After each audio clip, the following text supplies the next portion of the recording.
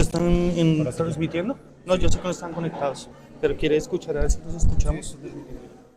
¿Quiere escuchar si nos escuchamos? O sea, yo sé que sí, pero confirmémoslo antes de iniciar, gracias. ¿Sí me está escuchando ahí lo que estoy diciendo? ¿Sí?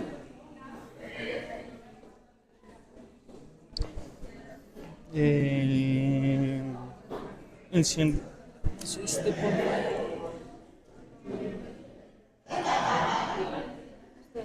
Listo. Uy, está descargado. No, no, si ayer lo dejamos apenas llegamos cargando. Los micrófonos, no, pero no. Ya funciona. Déjeme, yo paso aquí, viejo Johan. Jason, qué pena, veo. Entonces,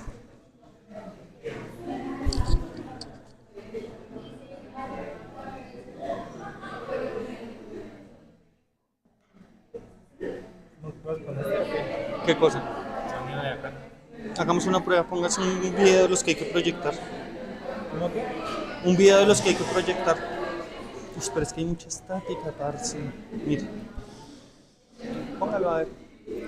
Y probamos ese audio.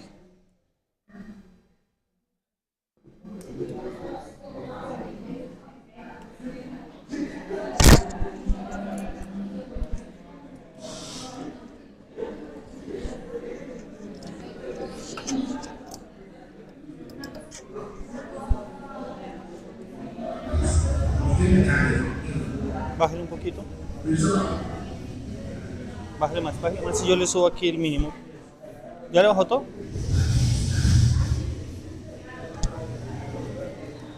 ¿Cómo silenciamos la estática, parce?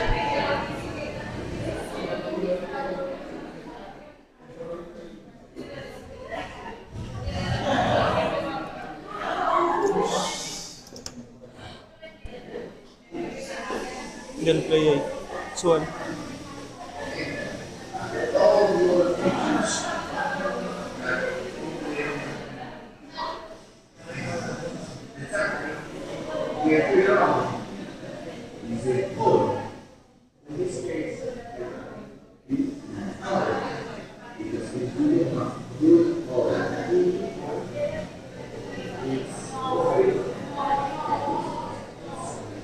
Se escucha horrible. ¿Qué tal escuchas? Nada.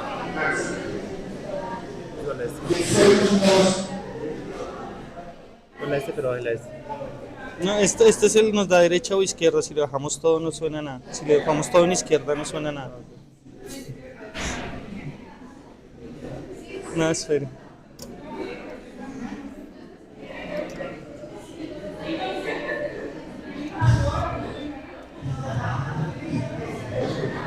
Suena horrible. ¿Qué tal está ahora?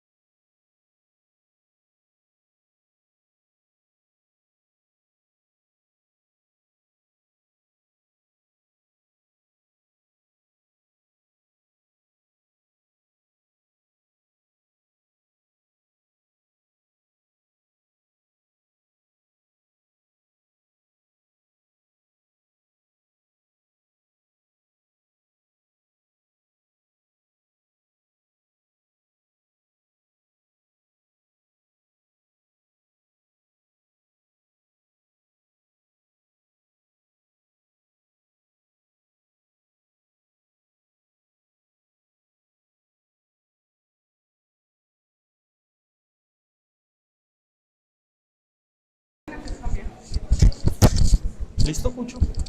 Va a iniciar esta chica Alison de primera. Nosotros ya estamos listos allá, cuando usted quiera. Entonces vas rotando, o sea, solo cambias a Perdón. Alison y los vas rotando. ¿Listo? O sea, 1, 2, 3 y ahí Sí, sucesivamente. es que está, porque toca mutear. No, ¿cómo iba a dejar de sonar? Ah, pero ¿qué le hizo? Eh,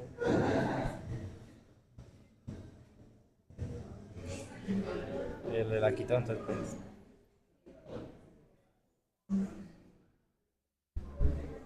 Lo que le digo yo que esa caña tiene problemas y es mejor trabajarle en vez de motivarlo. Es que cuando, lo que pasa es que sí, lo entiendo, pero es que cuando lo movemos hace... Es mejor a que después la nadie va. Eh, Yasmin, te va a recomendar que no estemos desconectando el cable HDMI, Bueno, señor. porque es que la otra cabecita, el puerto está fallando, o sea, ya tiene su falladerita. Y pronto nos quedamos sin...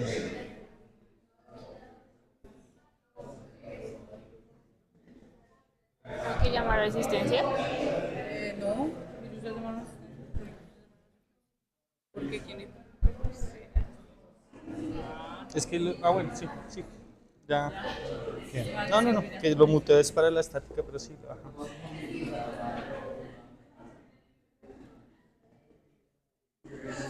¿Listo? Espérame la prueba. Vamos a diles que vamos a hacer una prueba primero. Ya les puedes. Fresca. ¿Yes? No, pero eso sí es la voz, pero...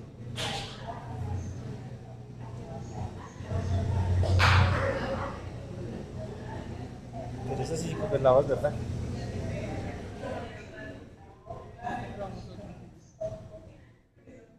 Probemos otro que ahorita estaba sonando medianamente bien.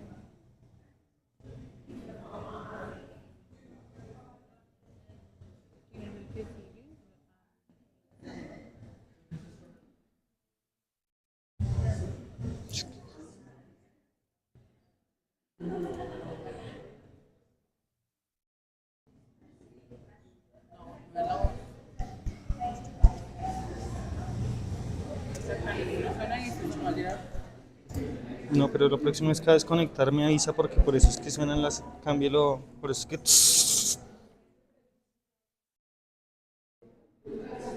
No, ya. No, marica, cambie. No, es eso, es eso, es eso. Sí, Es eso, es eso. Necesitamos otro cable. Tráigame el de acá. El que lo hace más chiquito. Sí.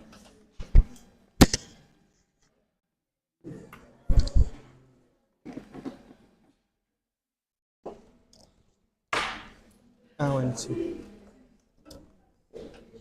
No, el que lo hace más chiquito, al revés. que conecte este.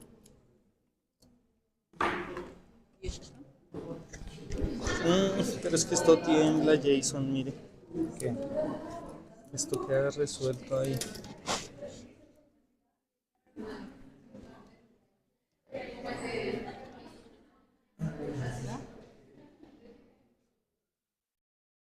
No, Jason, ese cable no funciona.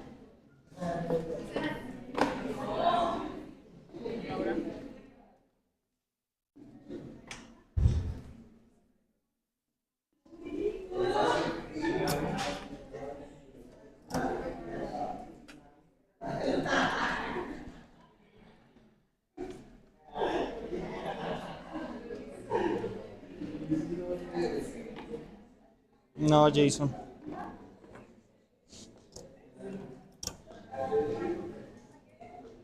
Sí, no, pero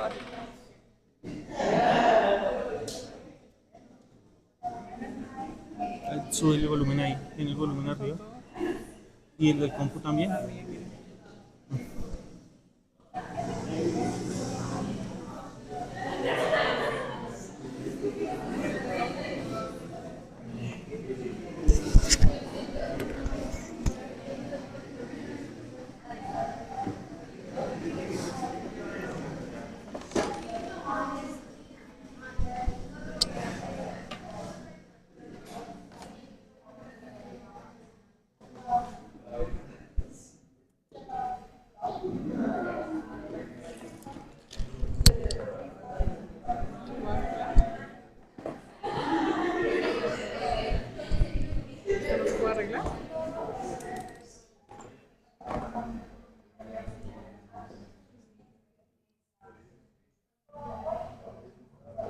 ¿Dónde está sonando?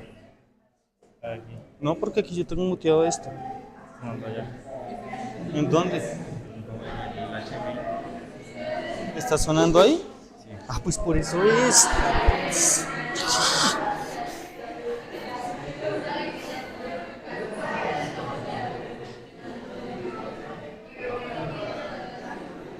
Igual no lo escucho. ¿Ya? Está muteado, está muteado. ¿Ya lo cambió? En teoría. No, ahora ya no suena nada.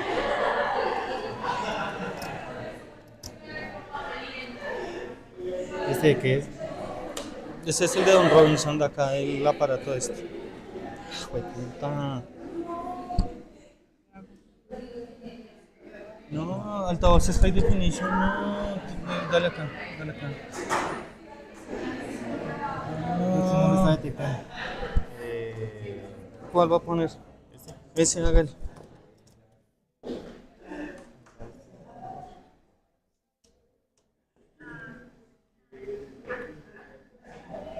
Ahora sí.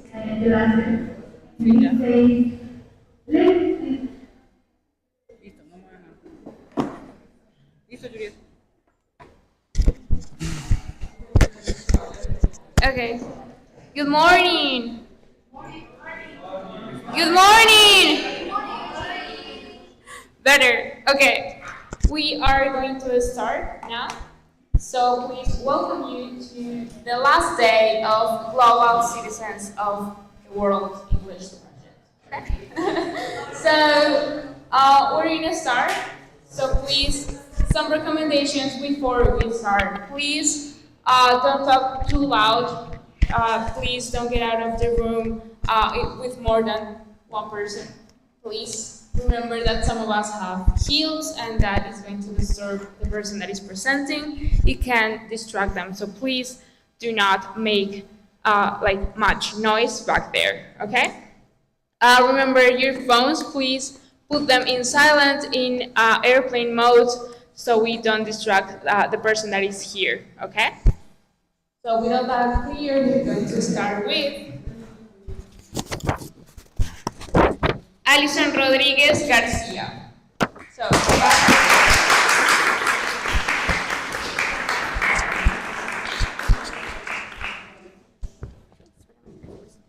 Gracias.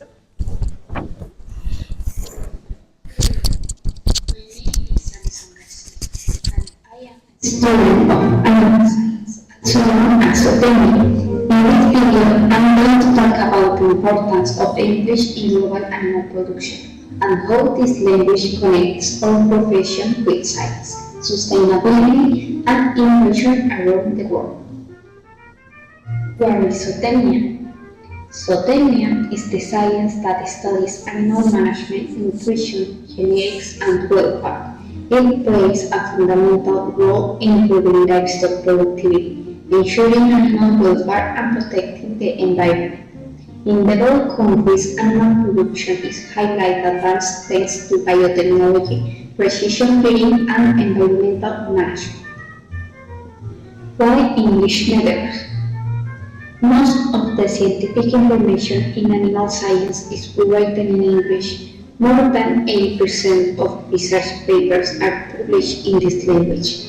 That's why mastering English allows professionals like us to access global knowledge, read new studies, and share our own research internationally. Global animal production. Countries like the United States, the Netherlands, and Australia are leaders in livestock production. They use technologies like artificial insemination, precision nutrition, and environmental monitoring. By reading and understanding research in English, we can apply these innovations in Latin America to improve our local systems. Innovation, sustainability, and cooperation. English is also the language of sustainability. Organizations like the FAO and the WOAH publish international standards for animal welfare and environmental protection. English helps us connect with researchers, farmers, and professionals from all over the world to create a more sustainable livestock industry, customer service, and human value. Being a zootechnist also means working with people. Customer service in animal science is about giving technical advice that helps farmers improve productivity while caring for animals and the planet. Empathy, communication, and respect are as important as technical knowledge. Personal experience. Personally, learning English has changed the way I see my profession. It allows me to read the studies that are not available in Spanish and understand how other countries manage their livestock systems. My goal is to keep improving my English to contribute to research that supports animal welfare, rural development, and sustainability. Conclusion. In conclusion, English is more than a language. It's a key that opens the door to global science and professional growth. For me, future scientist, English means opportunity, collaboration, and innovation. Thank you for watching, and remember, English connects us to the world of animal science. Okay,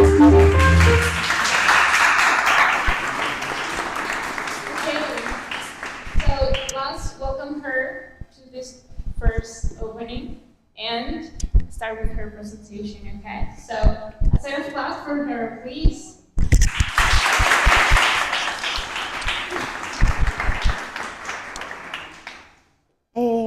Good morning, everyone. My name is Alison Garcia, and I am a student of animal science, also known as zootechnia. Today, I'm going to present my project, the role of English in global animal science and zootechnia. This topic is important because zootechnia is the science that studies the management, nutrition, genetics, and animal welfare in livestock industry. In this presentation, I will explain what zootechnia is, why English is essential in our academic and professional communication, and how English connects my profession with sustainability, science, and innovation around the world. Zootechnia, or animal science,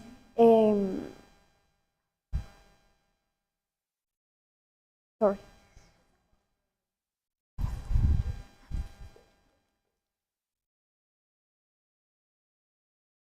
Zootechnia, or animal science, is the science that combines the management, nutrition, genetics, and genetic selection for use that animals for or consume and food. It combines biology, veterinary principles, and agriculture management to improve the relationship between humans, animals, and the environmental impact. In developed countries, zootechnia is highly technological, using innovations like artificial inseminations, genetic selections, and precision feeding. The main goal is to increase the productivity while protecting animals in around the world and reducing the environmental impacts. Next. English is known as the universal language of science. More than 80% of academic publications in animal science are written in English. For example, the journals of animal science and animal feed science and technology publish exclusively in English. Without these skills, professionals cannot fully access new research, modern technologies, and or international opportunities. So, English is not only a language; it's a professional necessity.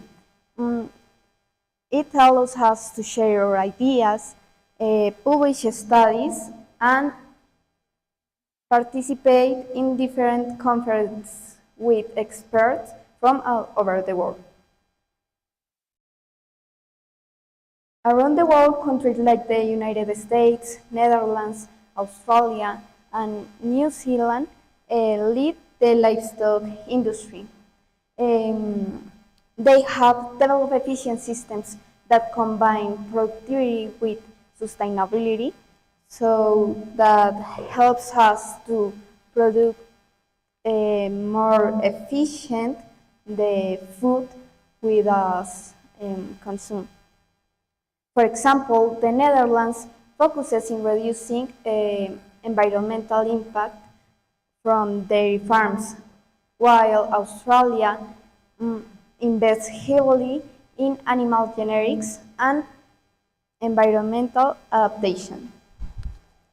Through English, we can read about these systems, follow international webinars, and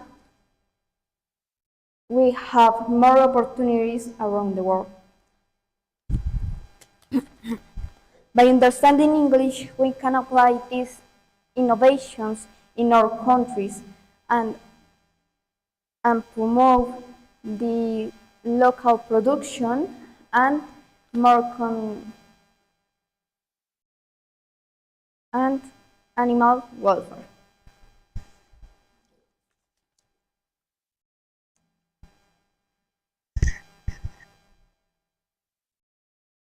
Sustainability is the principal point in the management in livestock systems, because that is the food we consume. Growing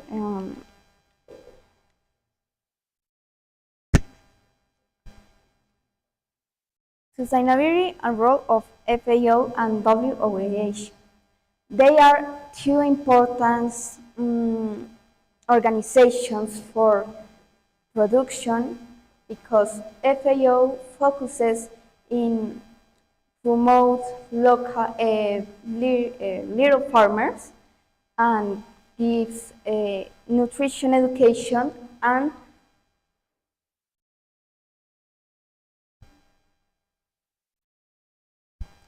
and help to promote the reducing environmental impact.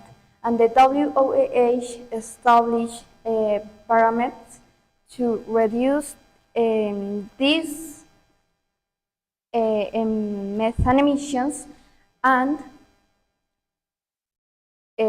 protecting animal welfare in farms. Latin America and collaboration. Latin America applies global research locally, and that helps us professionals to have more opportunities. For example, Europe and North America gives laboral opportunities for us, and English connects our regions with global science. Academic and career opportunities. Around the world, different universities, academies, and different works gives the Latin Americans the opportunities to study in their universities. For example, UC Davis or University California's Davis and Wageningen universities, and gives us the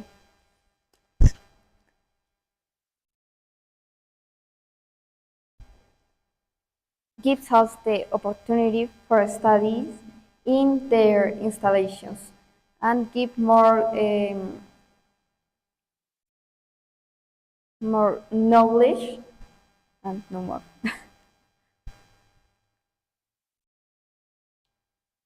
Personal and professional relevance. English might vision for my career. So it gives me access to material it's in only English. So that is a key for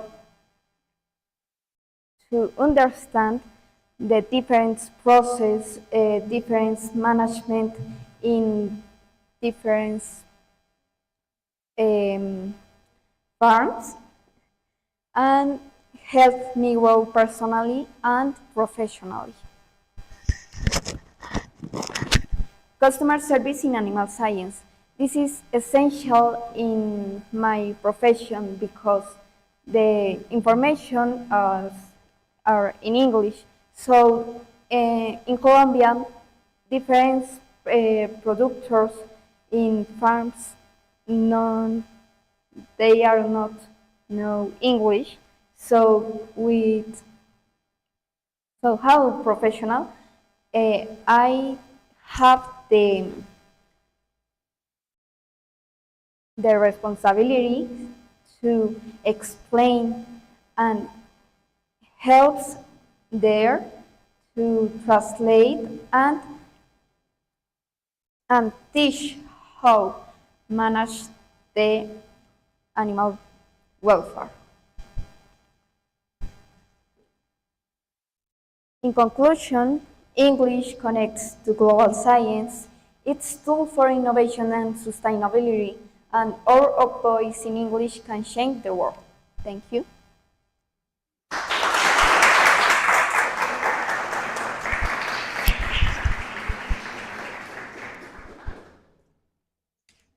Okay, that was a really amazing start for today. So we are going to continue with Joanny Alexandra Mendoza Campos. The microphone closed, that's why it's not. Okay. So for each of you that is going to present today, please keep your microphone like that so your voice can be heard better, okay? If you take it like that, it's not gonna take your voice. So please keep it close so we can hear you better. Do I tell them that you're gonna take the time because I think there's new students that they can come with? We're taking the time in case your time runs out, we're gonna cut them suddenly. 1 minute. Okay. So for the ones that don't know, your judges are taking your time. Okay. So they will cut you even if you didn't finish your presentation because you have a time limit, and they will tell you when you have 1 minute left. Okay. So you can like look at them and they will tell you. Okay. So with that, we can start.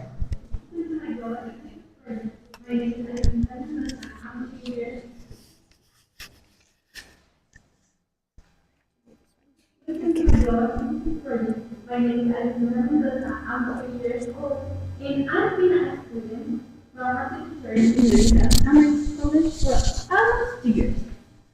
Briefly, my journey with English started last year.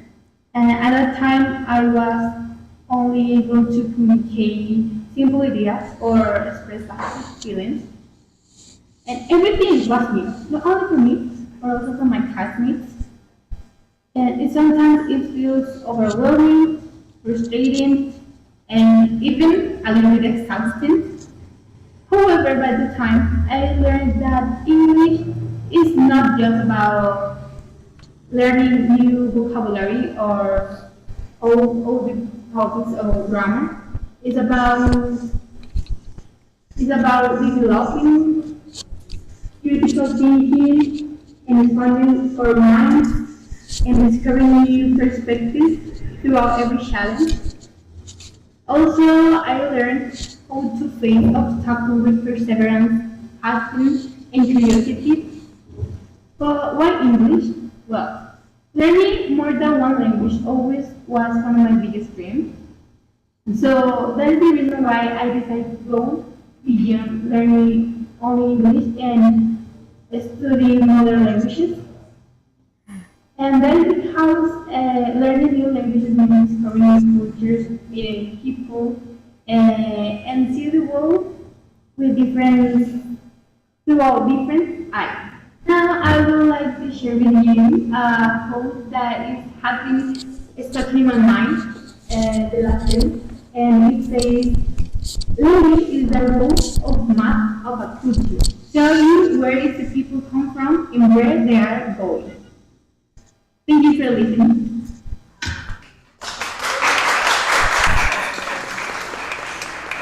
Okay, please welcome Alexandra to her presentation and do a little thing for the ones that are presenting. Please, when you need the next slide, you just tap like next, and they're gonna change it. Okay? So come here.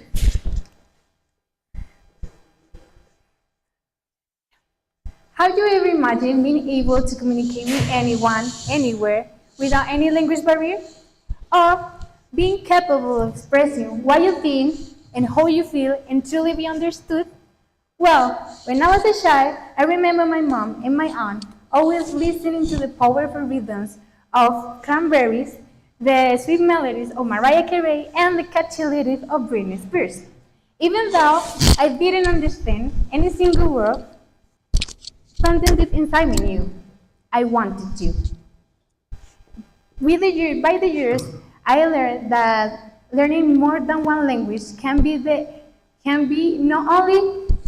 only not break boundaries, can but also but also can be the slight difference that the world needs to reduce our difference, open opportunity, build bridges, and shaping the way that we understand the humanity itself. Next. So, but why does in studying modern languages in today's world matter? Well, in this current interconnected world,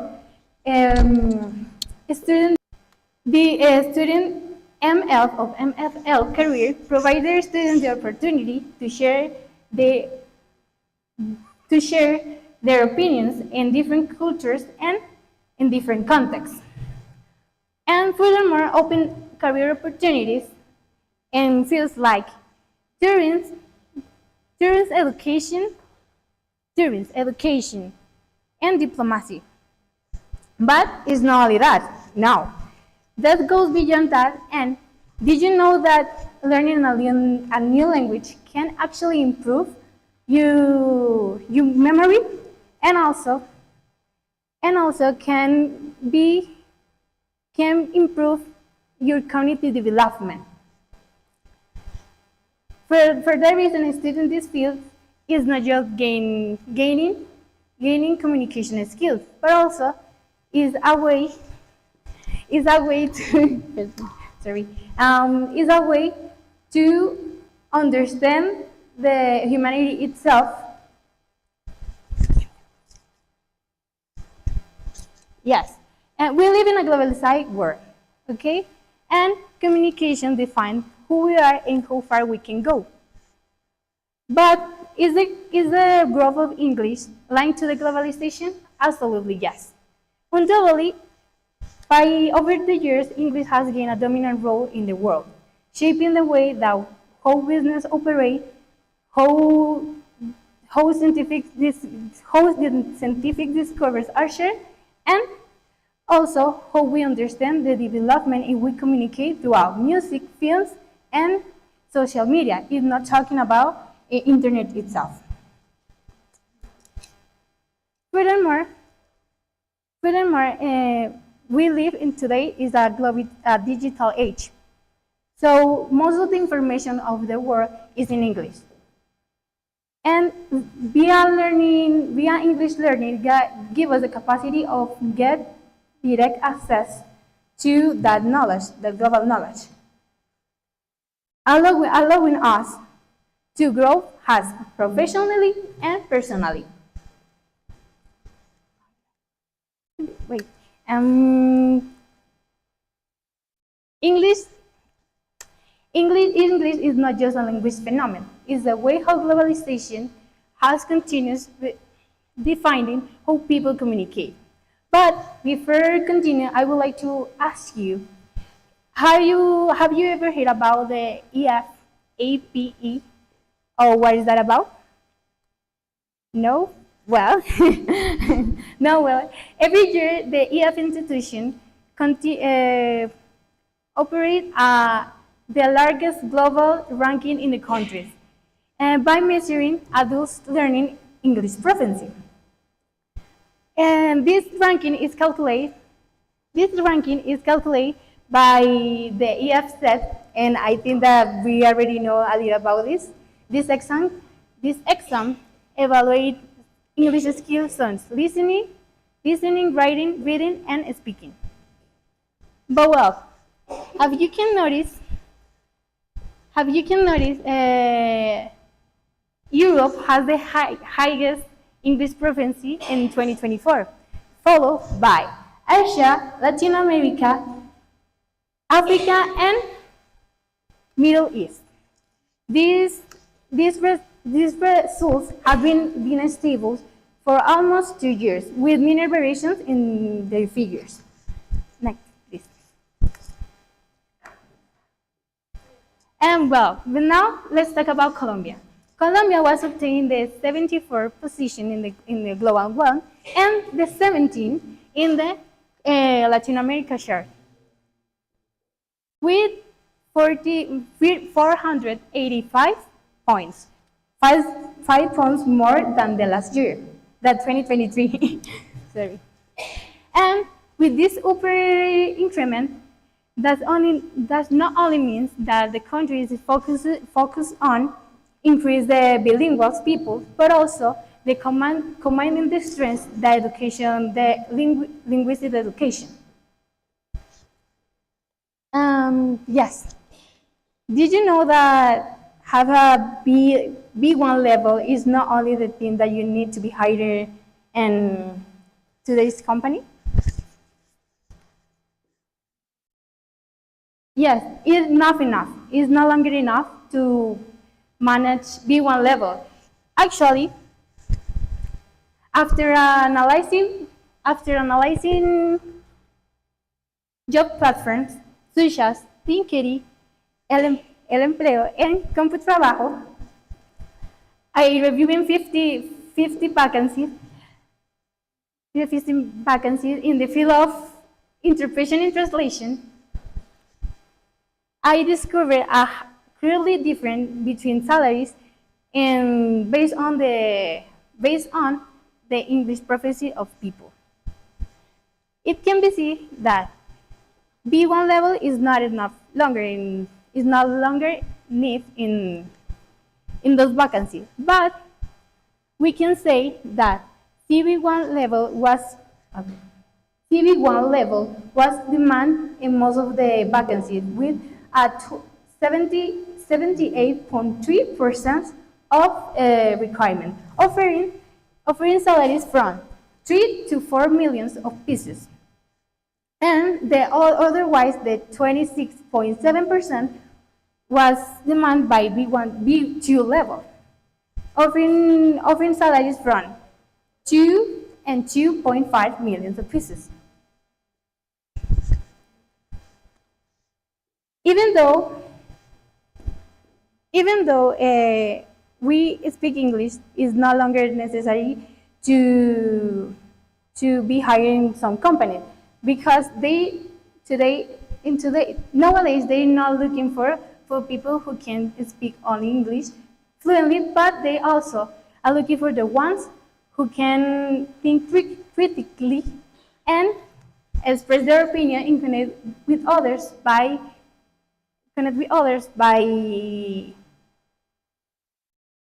empathy and adaptability. But well, there's no other. No. Well, adaptability and empathy.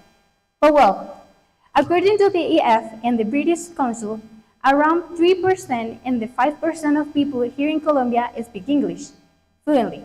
But that means that's around 1 to 2.5 million of people. And at this point, we are now part of those numbers. So my question for you now is, have you ever thought what makes you stand out those numbers among those numbers? Or have you ever thought how make you stand out by yourself among in a crowd?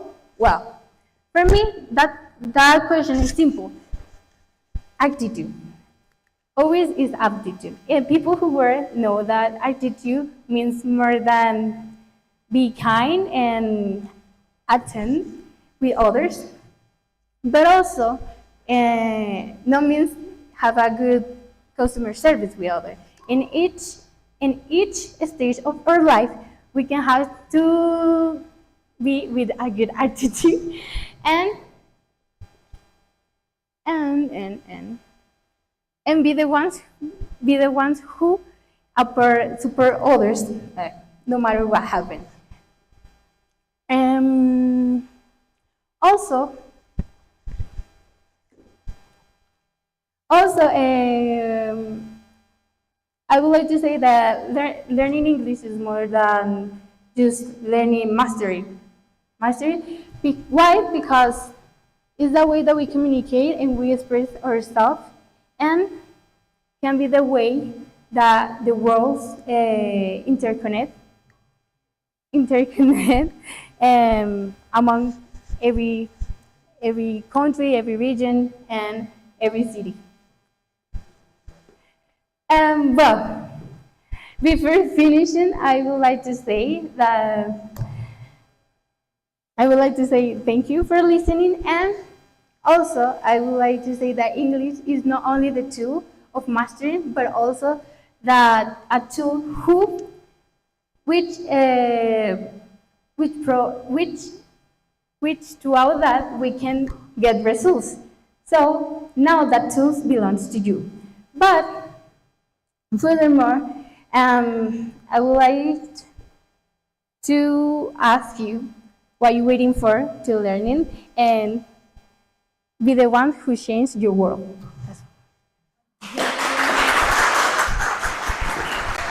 Ay, así que me fue.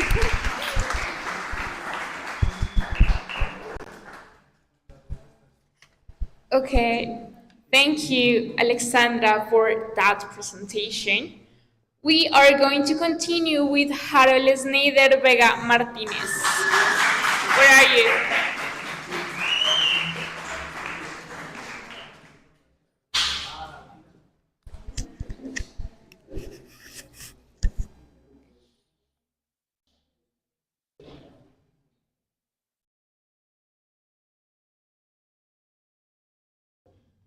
Good morning, my name is Howard Smith. And this is a presentation from our final project. The main objective of this project was to analyze the whole English proficiency, professional attitude, customer service, confidence, and professional and personal development, highlighting the roles, opportunities, and skills made in the tourist industry. Furthermore, in this presentation, we demonstrate how certain interpersonal skills, such as customer service and technical skills, such as language proficiency, can generate a competitive advantage for a professional tour guide compared to those who lack them. Since childhood, I have been passionate about sharing information about tourist destinations. Although I will begin my professional career next year and do not yet have work experience, I have a solid fundamentation and a great enthusiasm for learning and perfecting my skills as a guide. Well, I am characterized by my leadership, organization, positive attitude, and also problem solving abilities. Qualities that allow me to work efficiently and contribute to my career. I enjoy teamwork and dynamic environments where I can share, acknowledge, and learn from others, and continue growth. I maintain a positive attitude towards challenge, always striving to exceed expectations and give my best in every project. I aspire to continue developing in the third sector, combining technical skills, passion, and organizing to contribute to future success. Um, my experience with English throughout my life has not always been positive, as I never attended a bilingual school and didn't pay much attention to it. Only this year have I begun to see it as a necessity, and it has become a major interest for me. The importance of English in my academic life is immense, as it is a fundamental language for learning and communication in today's world. Many sources of information, such as books, scientific articles, and online resources, are written in English, which allows me to access very broad knowledge. Furthermore, learning English improves my opportunities to study abroad, participate in exchange programs, and communicate with people from different countries.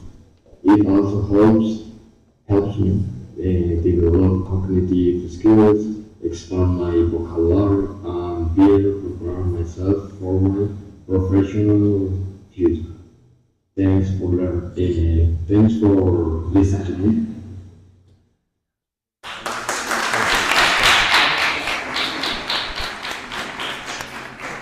Okay, let's continue with Harold's presentation.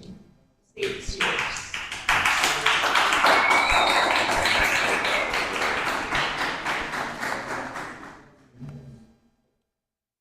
Eh, un pedazo. Eh, the role of English in a tour guiding. So, English proficiency, English proficiency is a crucial for a tour guide, as it allows effective communication with a diverse clientele, and generally, specifically in international settings.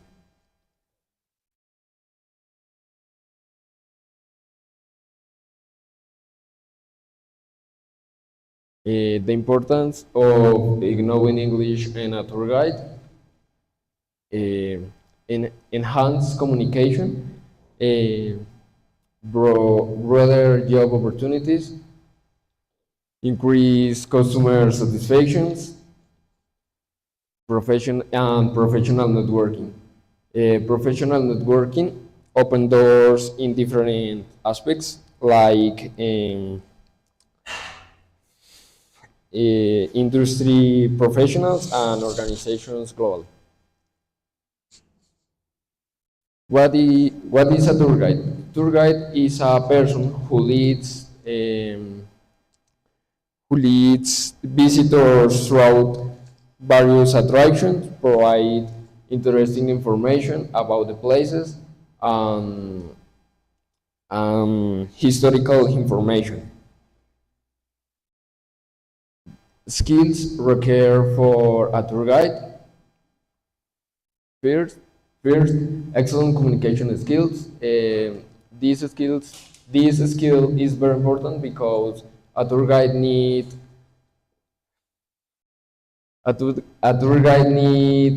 have has a good communication with the visitors for evading some time of problem in the tour or in the visit.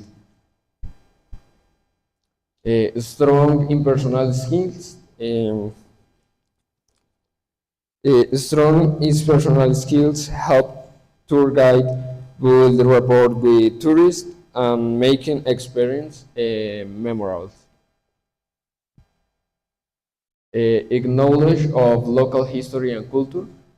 The tour guide has um, a good deep knowledge about the history and culture of the places that he and the tourists visit, because if the tour guide has a good information about the place, the tour should be a great experience and enhance the enjoyable. Ability to manage groups. This ability is essential because when a person works in a career of tour guide, he always stay with big groups, and if he has the disability, he has the control of the group. Problem solving skills. These skills is important because always in the tours or visits, the the tourist or the guide has a problem. The guide has the opportunity of resolve that problem the best way. And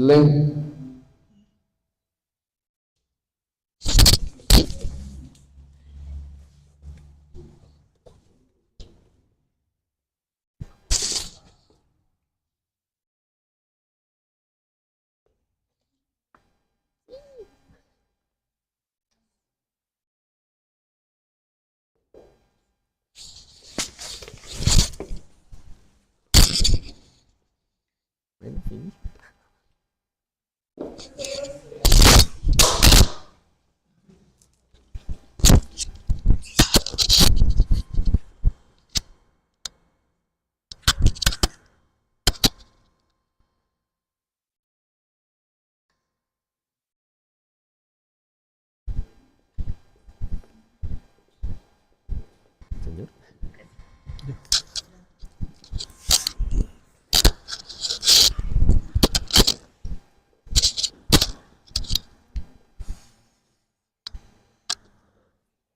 ¿Y título? No, puedes verlo, ¿no? Next. Language proficiency, especially in English. Language proficiency is essential for tour guides. In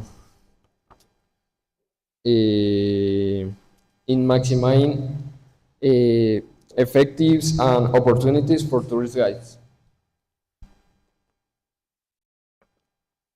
Job opportunities at the national level. At national level, a tour guide has good opportunities in the next aspects.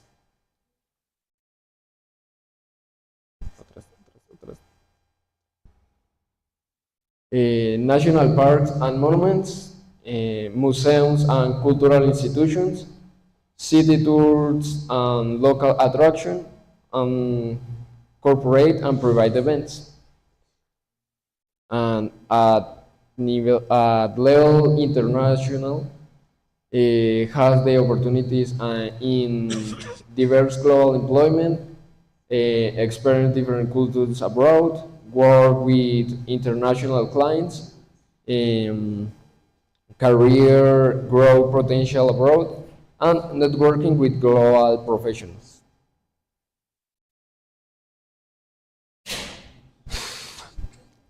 Activities performed by a tour guide,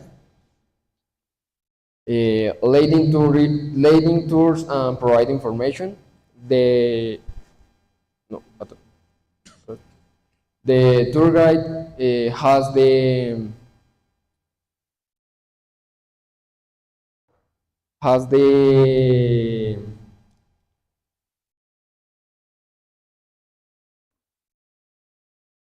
um, tour guide has the information about places or museums or local local history places, and he should give the information the way clear and effective for tourists.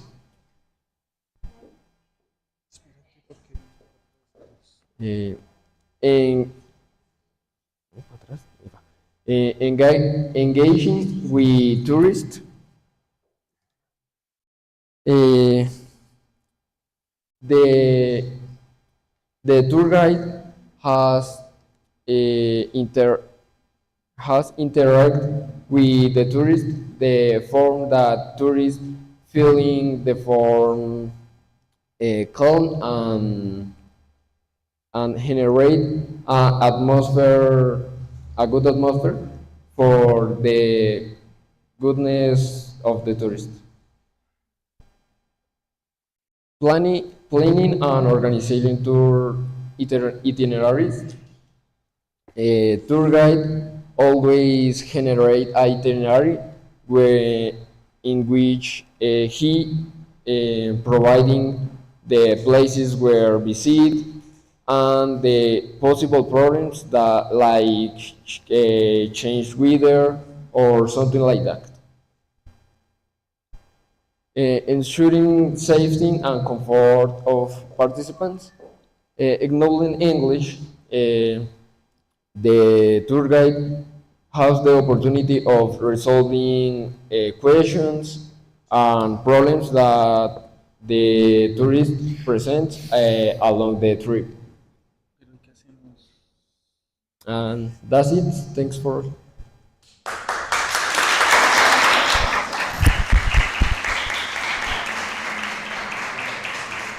Thank you, Harold, for that presentation. Guys, please remember that the judges are scoring your attitude here in the room. So please be careful with the usage of your phone. The judges are watching you, and that can affect your score. Okay. For the ones that were yesterday, they already know that. So for the ones that don't know, please remember your phones affect your score. We are also, please don't like move the windows or anything that can distract the people that is here, please. So that's it. We're waiting a second.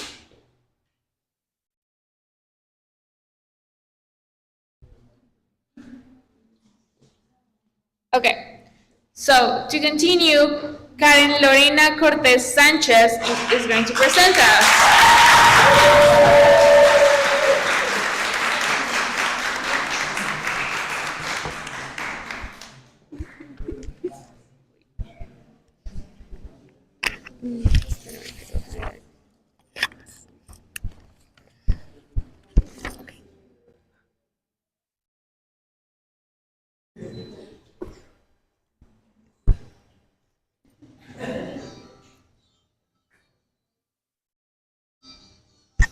Hi everyone, my name is Ray Cortez and I am in the first semester of the Finance at Nebraska University. Right now, I'm here taking care of discuss in this place. But now, we imagine being able to have these opportunities outside the country, like exchange or volunteer programs. Could you imagine missing out these opportunities just because you don't know English? Also, could you imagine missing out on the best information and the most important advances about veterinary medicine just because you don't understand information? Because most of information is written in that language. In that case, I don't plan missing out the best information and progression opportunity just because I don't know English. Because in the future, I like to take part in volunteer programs and keep learning about different species. Also, I have two friends who have a really understanding that they use English in their academic and professional studies. Hello, my name is Carlos Hernandez. I am 24 years old. I am a veterinarian. I use English every day, for example, to expand my knowledge in the veterinary field. I use to learn and to read the news and the research and the investigations in English, but most of the documents are in that language. Also, I really like to listen to music, watching series and movies in English. I think it's really exciting to listen the original language. I recommend others to practice the English because it gives you a lot of opportunities. For example, if you're planning to go or if you're planning to live in a new country, I think it's easier to communicate with others with the English. Also, it gives you a lot of opportunities to give you like a plus on your career or on your professional occupation. So for that reason, I recommend you to practice and enjoy learning the English. Hi, I'm 22 years old. I'm a veterinary student from UK University in 7th semester. I recommend to use English all the time. In my experience, I use English frequently to search articles about animals, especially from the anatomy. I recommend to other people use English and learn that language because it's different from to search information. Sometimes we can get better information in English. The other way that English can change your life is because you can get more opportunities outside the country. You can travel. Also, you can make an exchange. Actually, I have a cousin that needs a B2 English to go to Germany. So now she is there. So that's why English is so important because you can get more opportunities in your studies and also for a job. So if I learn everyone is about this project and the most important advances about veterinarianism because I don't know English. The reason this project is to show all veterinarian students that having a good level of English can open doors to better opportunities.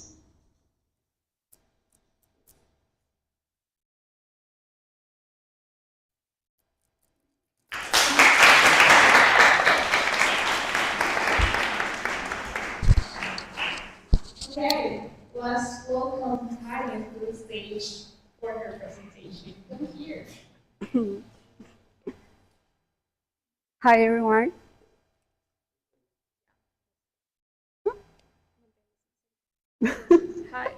Hi everyone, my name is Karen Cortez, and today I'm going to talk about the role of English in veterinarianism. As a first semester veterinarian student, I can see how English is important in academic and professional growth. This project is to show how English can open doors to education, research, and international experience for veterinarian students. So I talk about the general idea of my project, so let's move to the context and agendas.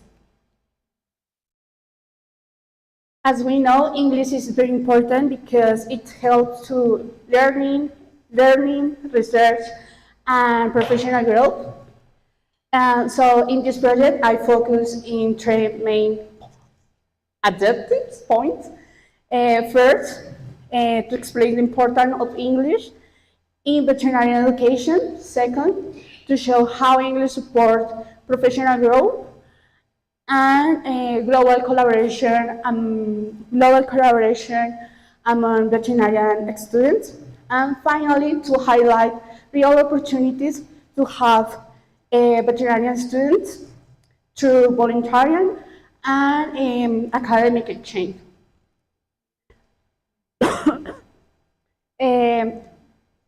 So that's why English is very important. So that's what it helps to understand how English connect our passion for animals and global opportunities, since English is considered the most important language around the world for sign and communication. It's like to connect people from different countries, cultures, allowing them to share ideas, because the most important research, publication, and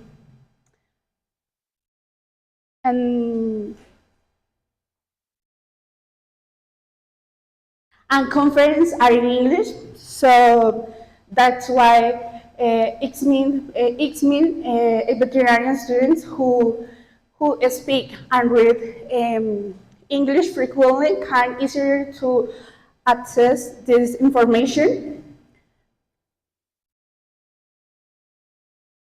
For example, the most important congress like the World Veterinarian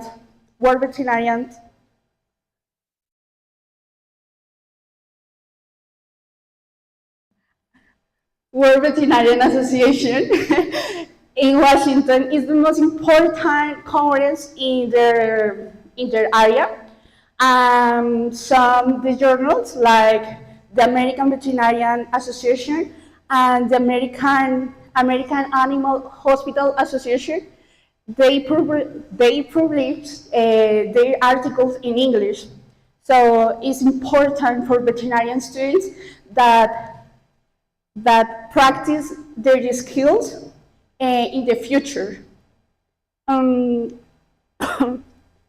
So that's why English is very important for veterinarian students, because English is not just another subject that you study in the school. It's a professional tool if you want better opportunities, better education, better job opportunities, and a strong communication with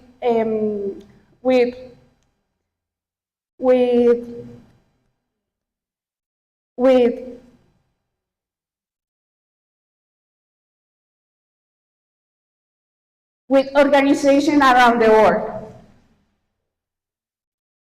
English in academic training. For example, when you're preparing a vaccine, you need to read the dosage and the instruction, because which are usually written in English. So a small mistake, if you confuse a centimere of medicine, you could affect the animal health.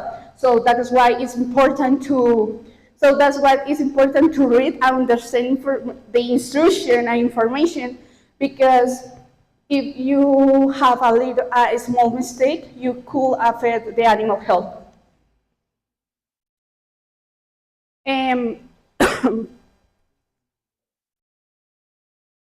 Beyond academic and practical experience, one of the most important means to grow as a veterinarian as a veterinarian student is by living different cultures, like exchange and volunteering.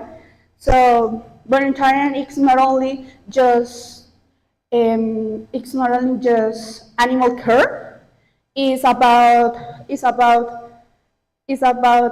learning about from people, and which cultures which cultures care their animals in their environment.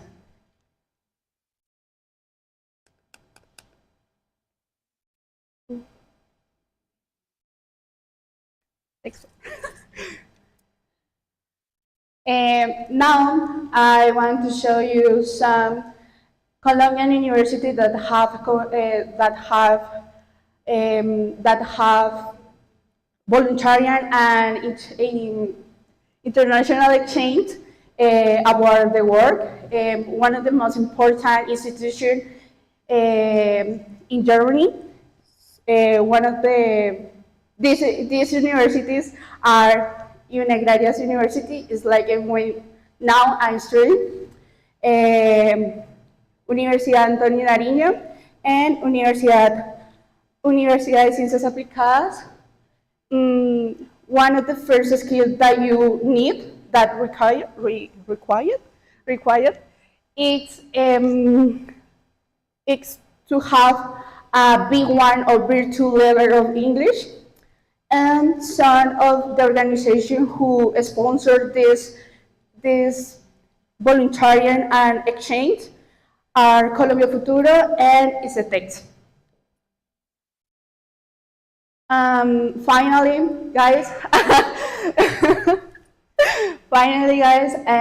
for me, I'm missing out this opportunity just because I don't know English. Remember, English is a professional tool if you want better education, better job opportunities, and better strong communication with college, customers, and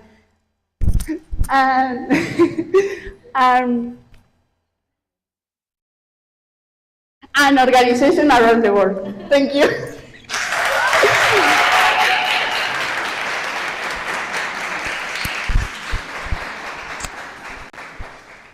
Thank you, Karen. So, next person is Ana Maria Acuña Sanchez. Where are you? Chavez, sorry. Ana Maria Acuña Chavez.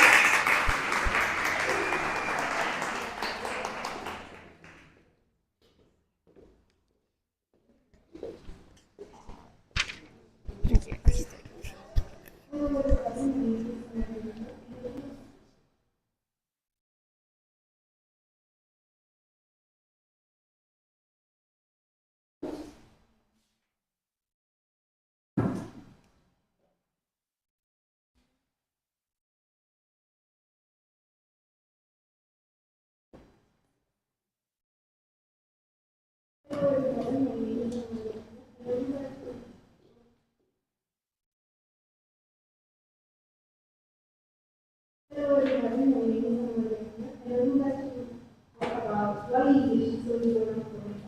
As we already know, hearing about mental health is more common nowadays, but we are always hearing about the same mental illnesses as anxiety and depression. But what if we are talking about non-common mental illnesses as DID or dissociative identity disorder?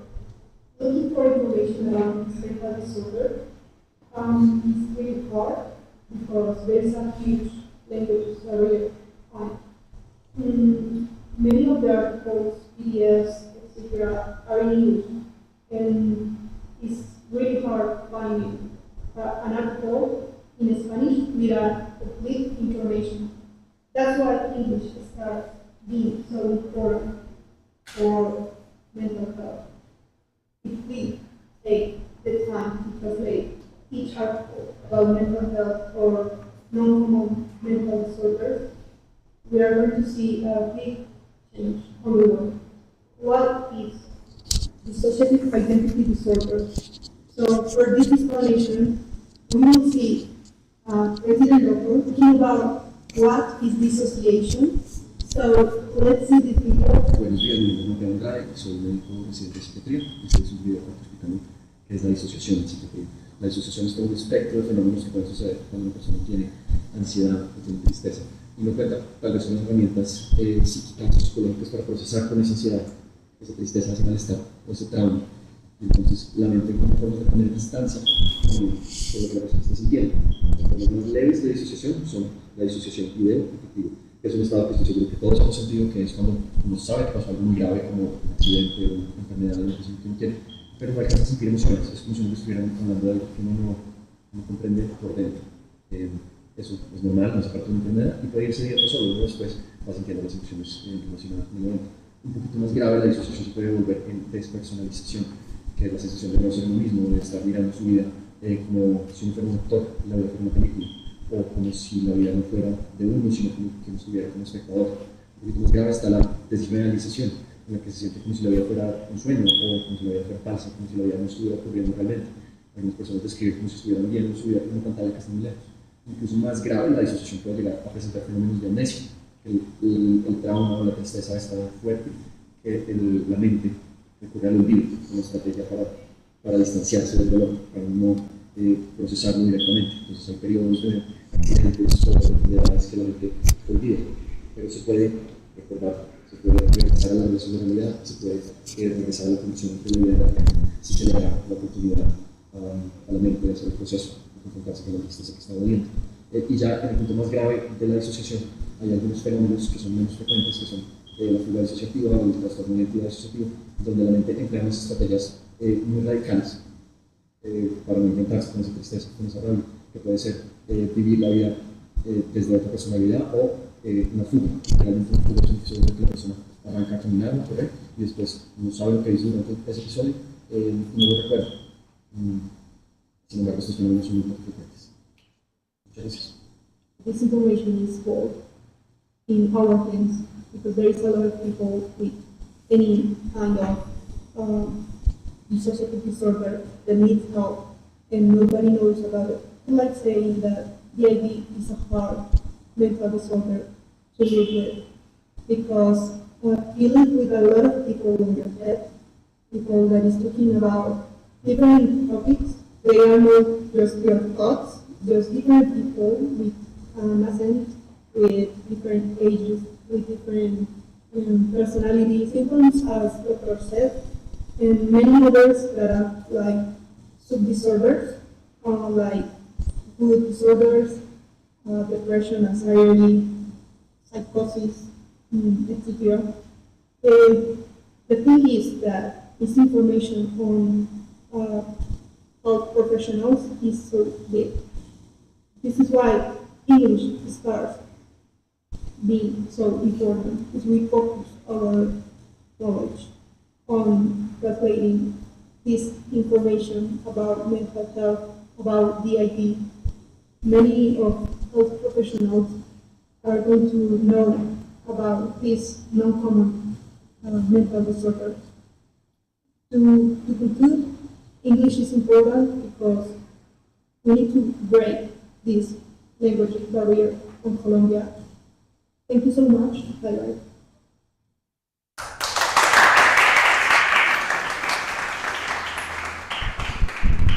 Okay, let's continue with Ana Maria's presentation. The stage is yours. Thank you. Good morning, everyone. My name is Ana Maria Cunha. I'm 21 years old. I'm from the House of Wampus, and I'm going to talk about why English is more important than you realize for mental health. Next, please. So, don't worry.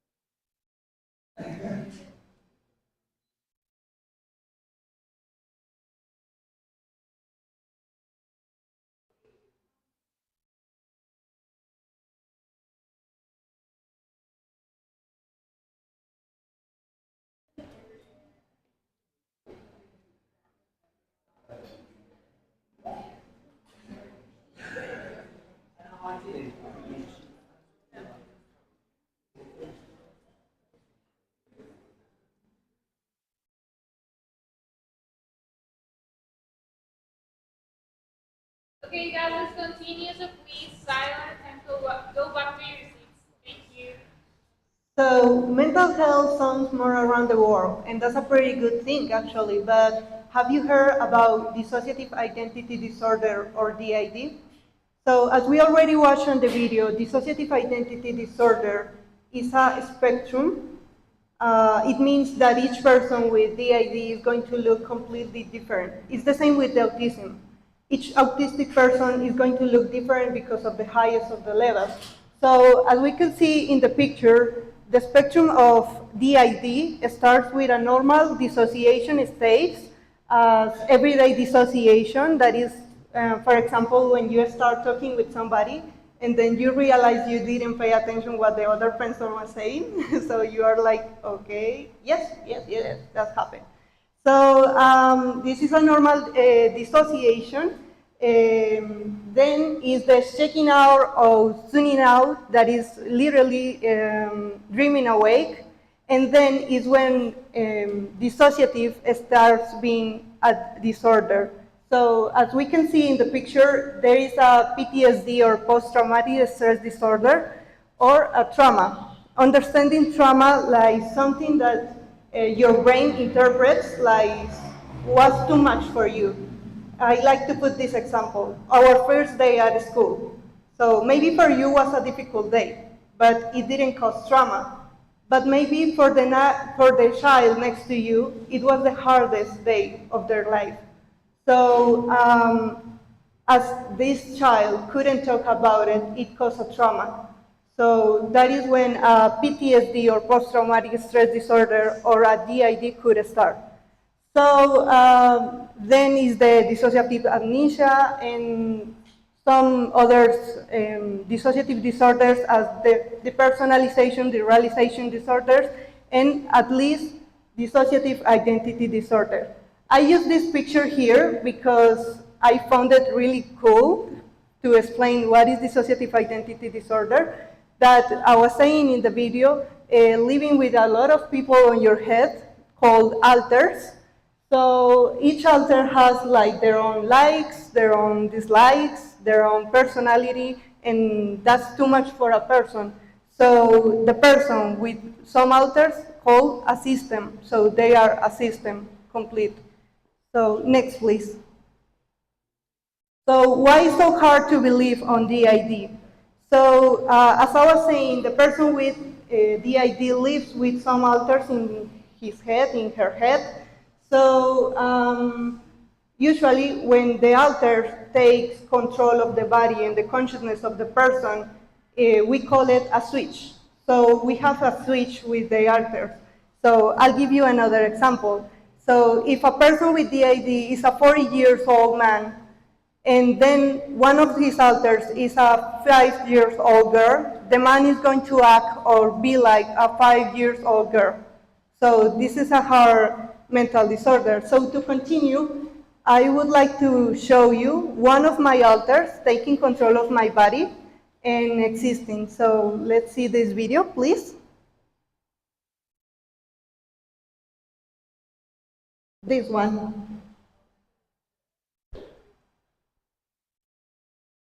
Tengo 15 años, aunque no es que tengo uno, pero tengo 15 años. Pues yo la chica del sistema, yo básicamente le traigo el sistema de soy la persona americana. Yo aparecí en el grupo cuando yo tenía 7 años aproximadamente. Y desde entonces cualquier momento incómodo para Ana se vuelve mi momento incómodo. Porque yo sí puedo ignorarlo con facilidad, mientras que Ana no lo puede analizar, que es nuestra psicóloga. Yo soy rubia, con el cabello como de Rapunzel, súper largo, aunque entiendo que ustedes solo ven el cuerpo y eso es demasiado fácil. Tengo un dibujo de como Ana me percibe, ella lo hizo, no soy tan fea como su dibujo, pero esta soy yo. Es que su dibujo es un poco, no sé, es injusto porque Lilibet, una de nuestros compañeros antes, sí sabe dibujar, y ella dibujó a Jerry, y miren cómo quedó. Se ve maravillosa, se ve genial. Así es Jerry, aunque de seguro se va a notar porque la mostré delante de todos, pero ella es Jerry. Y nacemos porque a no tienen las herramientas necesarias para afrontar algo. Entonces, por eso estamos nosotros para ayudarla. No que ella no pueda, sino que en algún momento las cosas fueron demasiado. Y según lo que entiendo que la psicóloga dice, el cerebro hizo que nosotros apareciéramos para ayudarla. Y eso está bien. Yo no sé inglés, pero aunque estuve en muchas clases con... No me acuerdo su nombre, pero era divertido y no he podido aprender inglés porque es muy difícil. Entonces, lo siento por no hablar inglés. Para que ustedes entiendan un poco cómo funcionan las cosas. Básicamente estamos en un cuarto oscuro, pero tiene la suficiente luz para vernos unos con los otros. Bueno, en este cuarto hay 7 cocinas donde nos sentamos a ver lo que pasa diario. Nos gusta pensar que es como ver la película intensamente y las emociones ven lo que Riley hace en su diario.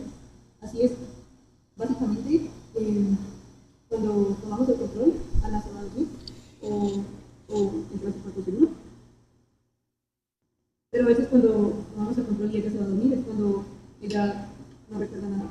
Incluso nos pasa mucho de que sale, no sé, por ejemplo, Leila y ella sale y nos dormimos todos y no recordamos lo que hizo el otro antes, porque así es como funciona el mundo nuestro mundo, digamos así. Es como decir que bueno, que no significa que seamos bichos raros, simplemente necesitamos algunas más ayudas que otras. Y nuestro cerebro busca las maneras de autoayudarse para que podamos existir en este mundo tan complicado y tan difícil. Porque hasta ustedes no saben que este mundo tiene que difícil para una persona. Solo que todos pueden analizar de manera diferente sus problemas. Y ya eso es todo. Okay, thank you. Sorry for the Spanish video, but one of my elders didn't know, they don't know English, so sorry. So the next part of this explanation is to say that this is not like a superpower or a cool mental disorder to live with because it's so hard living with it. The best example for this is me trying to study at St. Mary's College.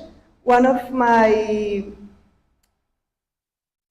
hard moments of trying to study was where I started to in a class and I dissociate and then the dissociative amnesia starts. So this is a mental disorder real and it's in the DSM-5, the manual, Diagnostic and Statistical Manual of Mental Disorders. Next, please. So why English is so important for this kind of mental disorders? Basically because all the information of these mental disorders is in English. So we need to translate this information because we really need it. Next, please. So the huge language barrier on DID information, I just wanted to show you that DID, okay, this is dissociative identity disorder, is more common than even the bipolar disorder. So it's so common, and we need to, if this information were translated, many people with DID would change their minds. Next, please. So in an analysis that I did, DID is so weird that psychiatrists themselves prefer to do a subdiagnosis with schizophrenia or psychosis. That's why DID is not so common nowadays. Next, please. And to conclude, basically, we need to pay attention to our mental health. If it is true that English opened lots of doors, also it's true that without mental health and physical health, we won't be able to do anything. So if we use our knowledge of English to translate all this information for mental health, we're going to do a big change on the world. Thank you so much.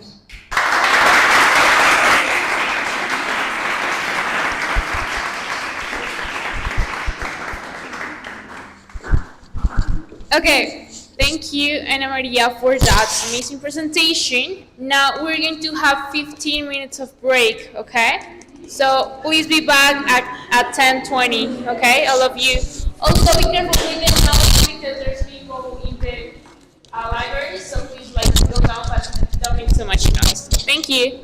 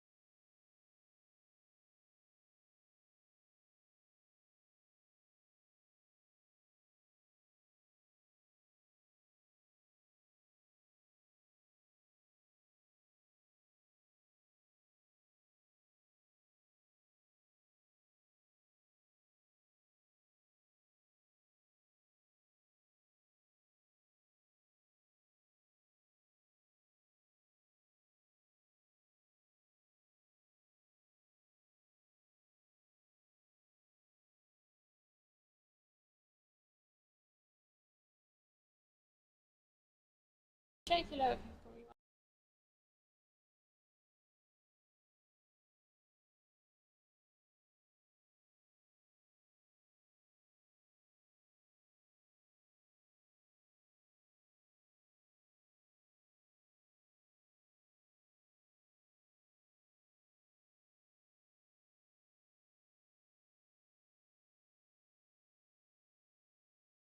Rest of them to come, but we have to start because we don't have enough time, okay?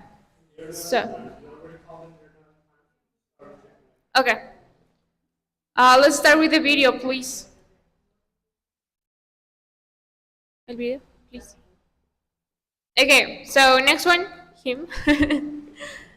And you are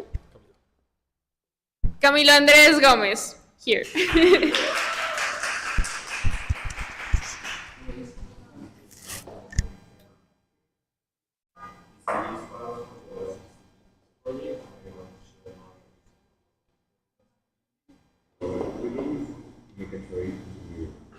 What is a mechatronic engineering? For those who may not know, mechatronic engineering is a multidisciplinary field of biomechanics, electronics, computing, and control systems, design and production of machines and automated systems.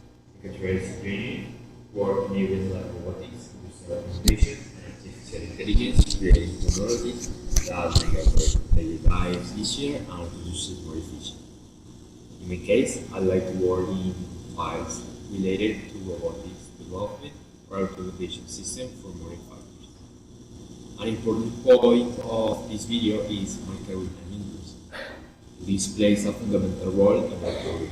Most of the materials we use, books, articles, and software, are written in English.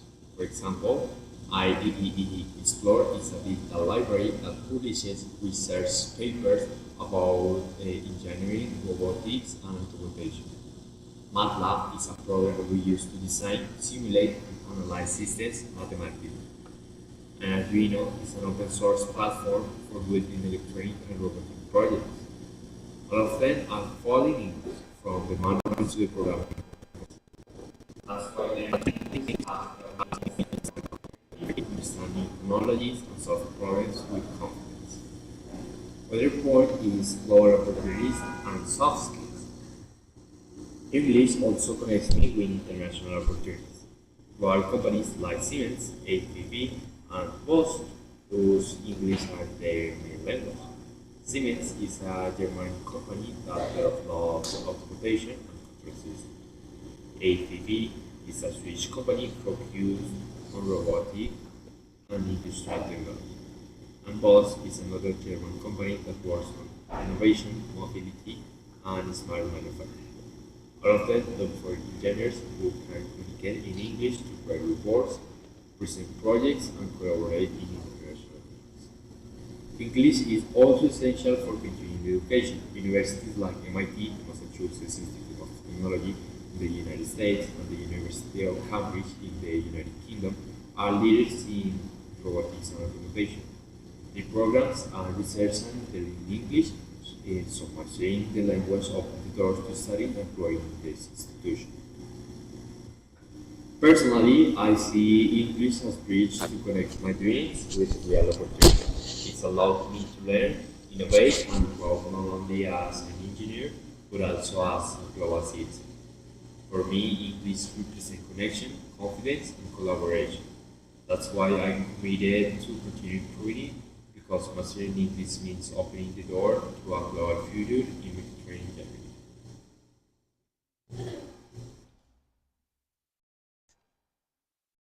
Okay, let's welcome Camilo to his presentation.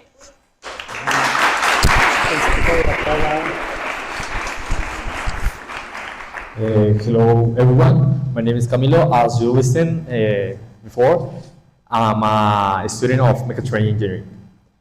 What is the mechatronic engineering?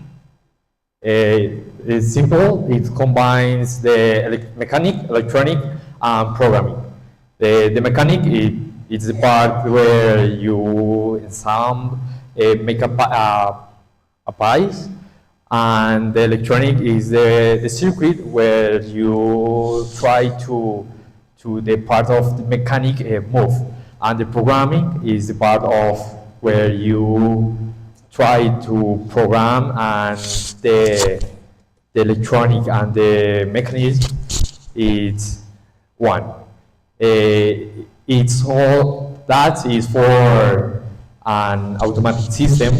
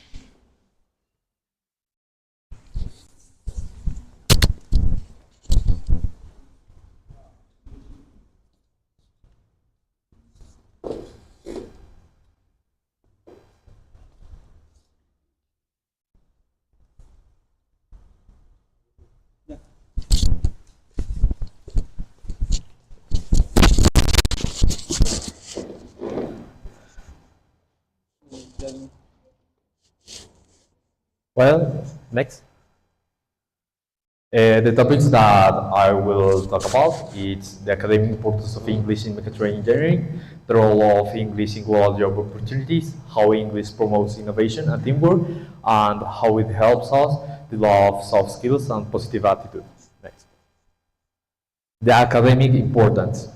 For me, like an engineer mechatronic, the importance of English is that all the information that I need, it's only in English.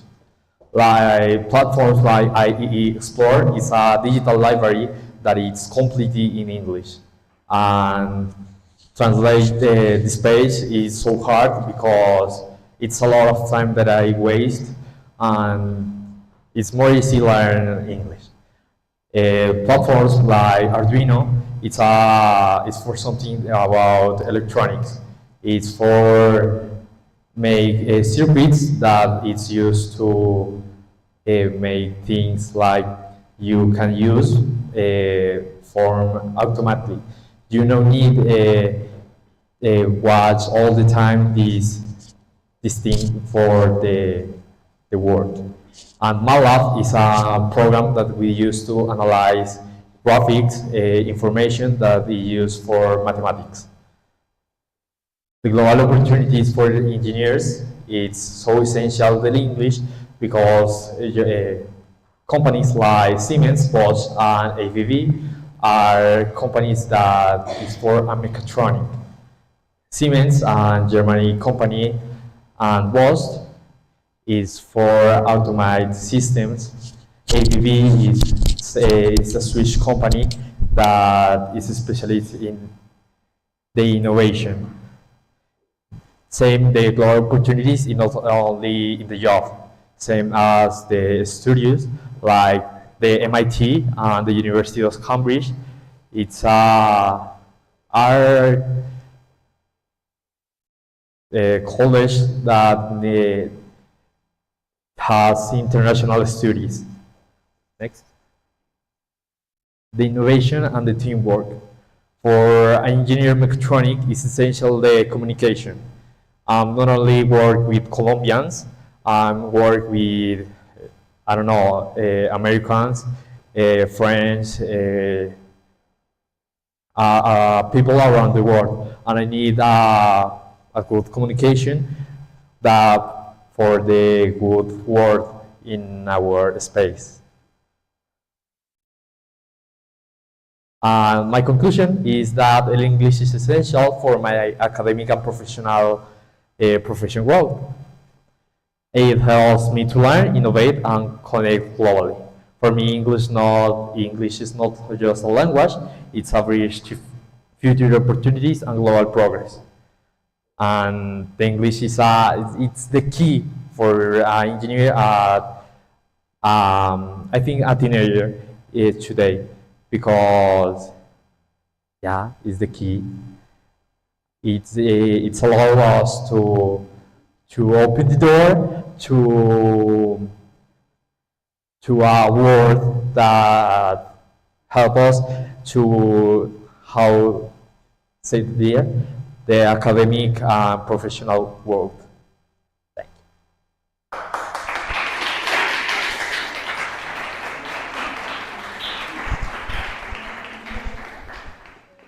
Camilo, for that. E mi dejaron solo. We are going to continue with Carolina Mondragon Caicedo.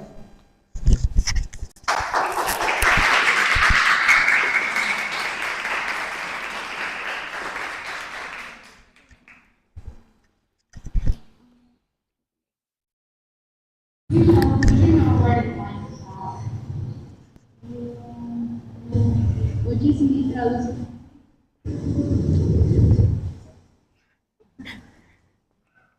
This thing happens a lot in Colombia. Even though tourism is growing, there are no building natural gas. So today I will explain why this is a big problem, what tourists think about it, and why becoming a bilingual guide can change everything. Where are the bilingual guides in Colombia? Colombia is one of the most beautiful and diverse countries in the world. Over 4 million international tourists visit us every year.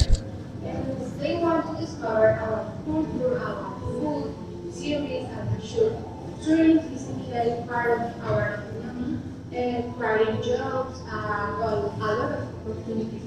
However, many tourists cannot communicate with guides when they arrive because most speak English, but many guys only speak Spanish. In my research, many people say they want to feel safe, informed, and respect while traveling. And language creates connection and makes tourists feel more welcome to. When another person speaks English, the tourists may feel confused or frustrated, and miscommunications can lead to negative reviews, which affects Colombia's reputation. International tourists bring money, but without good service, they will never recommend Colombia to others. For example, a tourist trying to understand, I don't know, Monserrate, the Maicosal, maybe here, maybe would be an experience very bad for them.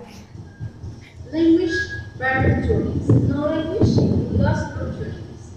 Many tourists say Colombia is beautiful, but feel limited about communication. Some choose tours in another countries where they understand more. If we want to crowd tourists, we need more bilingual service. For example, I love Colombia, but sometimes I didn't answer what the guide was saying. My experience was a bit bad because I had a tourist who didn't speak English, and I had many questions about the place. I visited in Colombia. It's very beautiful, but it needs more bilingual people. We want very standards in the United States. And what did you think about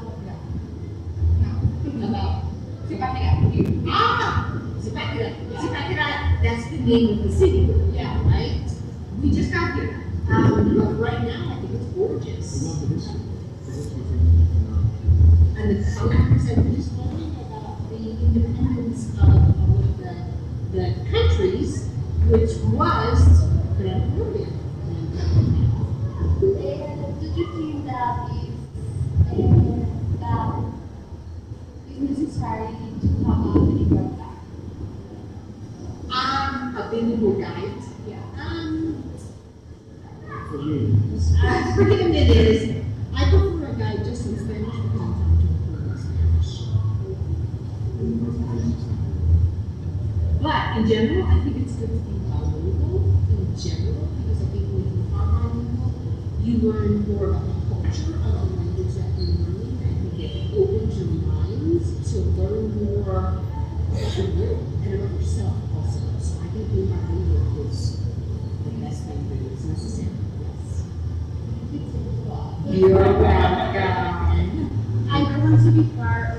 solution.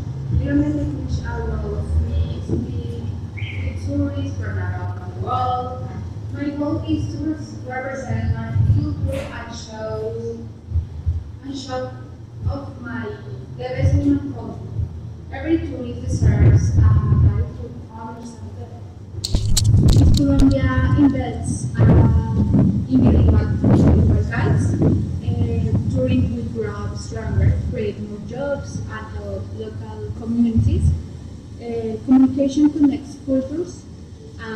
Thank you for watching. See you. And your English is good.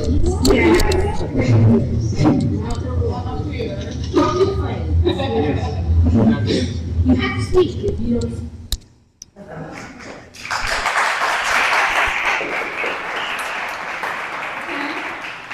Let's welcome her to her presentation. Good morning, everyone. Acá, acá. Ya. Good morning, everyone. My name is Karen Mondragon, and today I'm going to tell about a very interesting and important topic called a bilingual tour guide in Colombia. A bilingual tour guide in Colombia it's an important role in our country's economy, and I want to explore how how bilinguals, especially linguists, can transform the industry and the experience for both the tourist and the tour guide.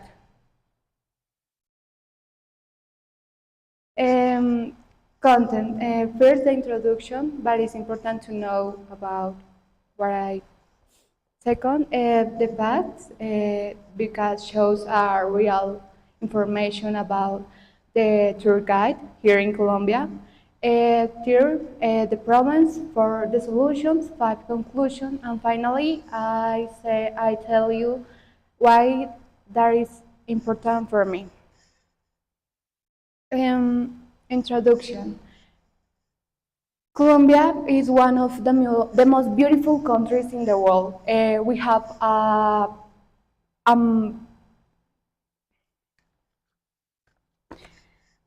a stunning landscape, delicious food, and very friendly people.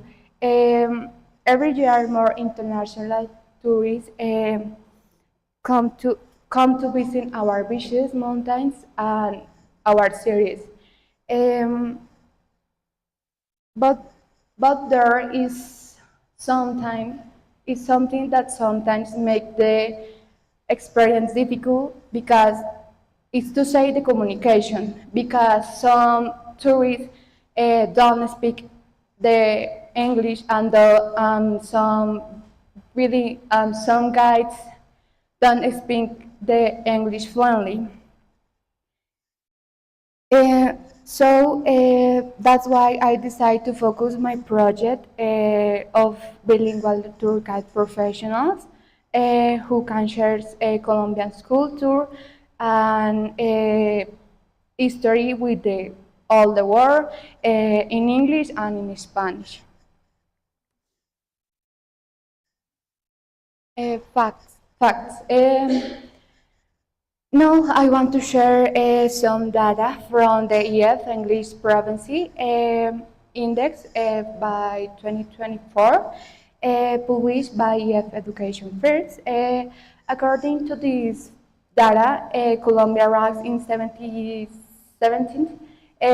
out of 113 countries in English proficiency.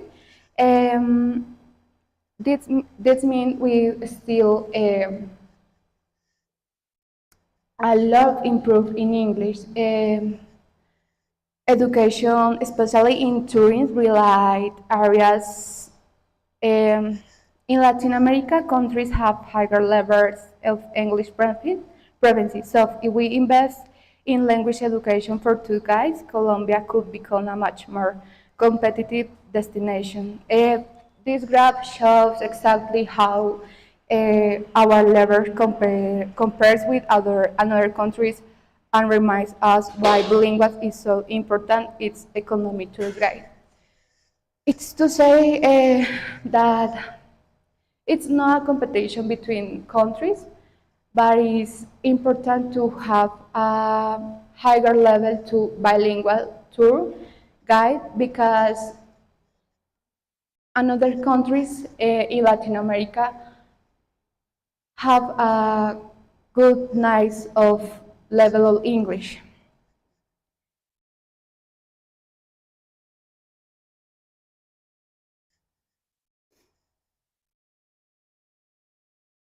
Problem. One of the main problems in Colombia tourism industry is the lack of bilingual guides.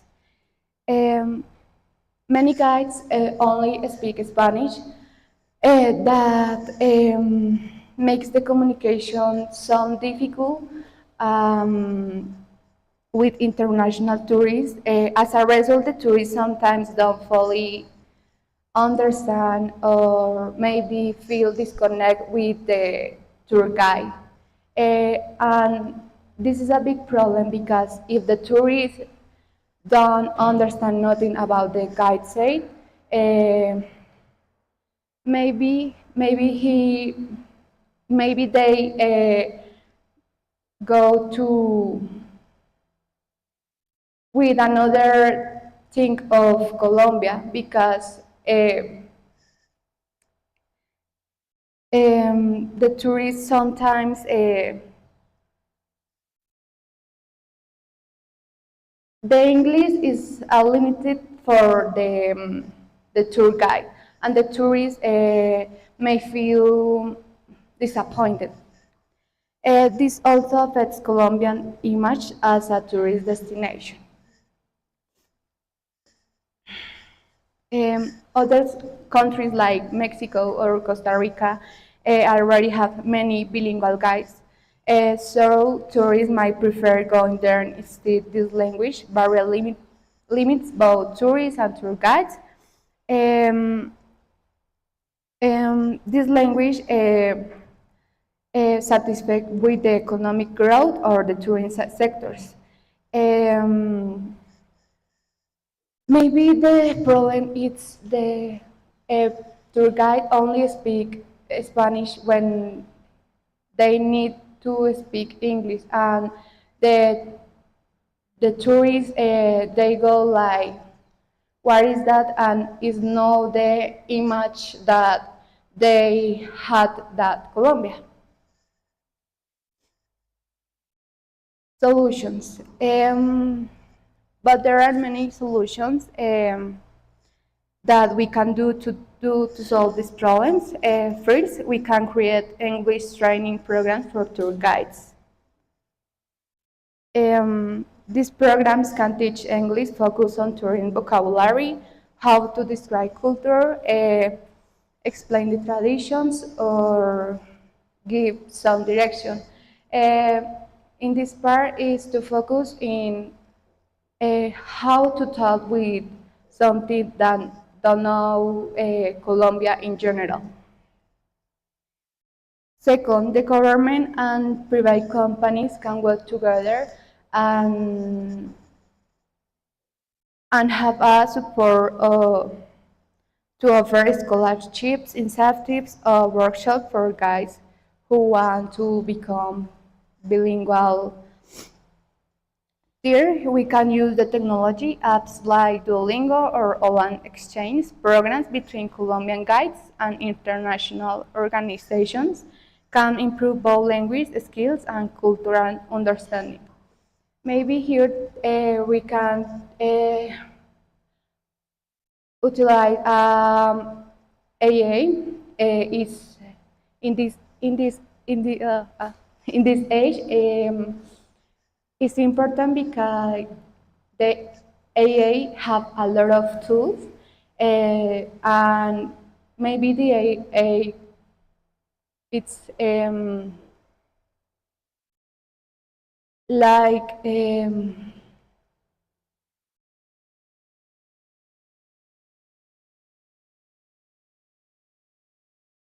important for to know or how to learn English or how to be a guide, a tourist guide, and have a lot of really good things that we can utilize.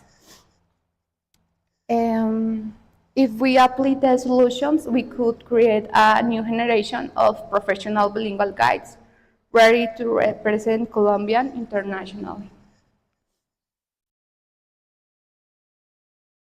Conclusion. To conclusion, bilingualism is not just an advantage, it's a necessity for Colombians' tourism industry. When guides speak, they can communicate better with tourists, share Colombian culture more effectively, increase visitor satisfaction and trust, open new job and international cooperation opportunities, promoting bilingual among tour guides, helping Colombia grow as a global destination, investing in education benefits, not just individuals, but also the entire country. The tourists bring. Thank you very much, Robert. Yeah. Thank you.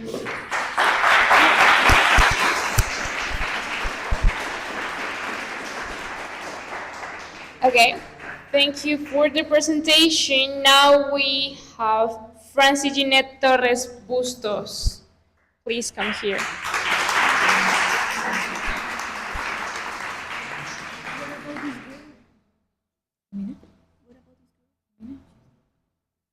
The interchange, please. Is Jose Gabriel here?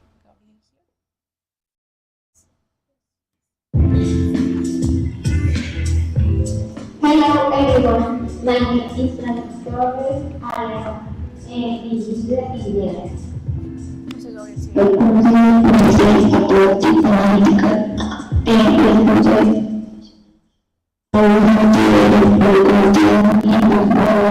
efficiency and medical. I participate in industrial engineering has allowed me to develop strong skills in project management, process optimization, quality control, and teamwork.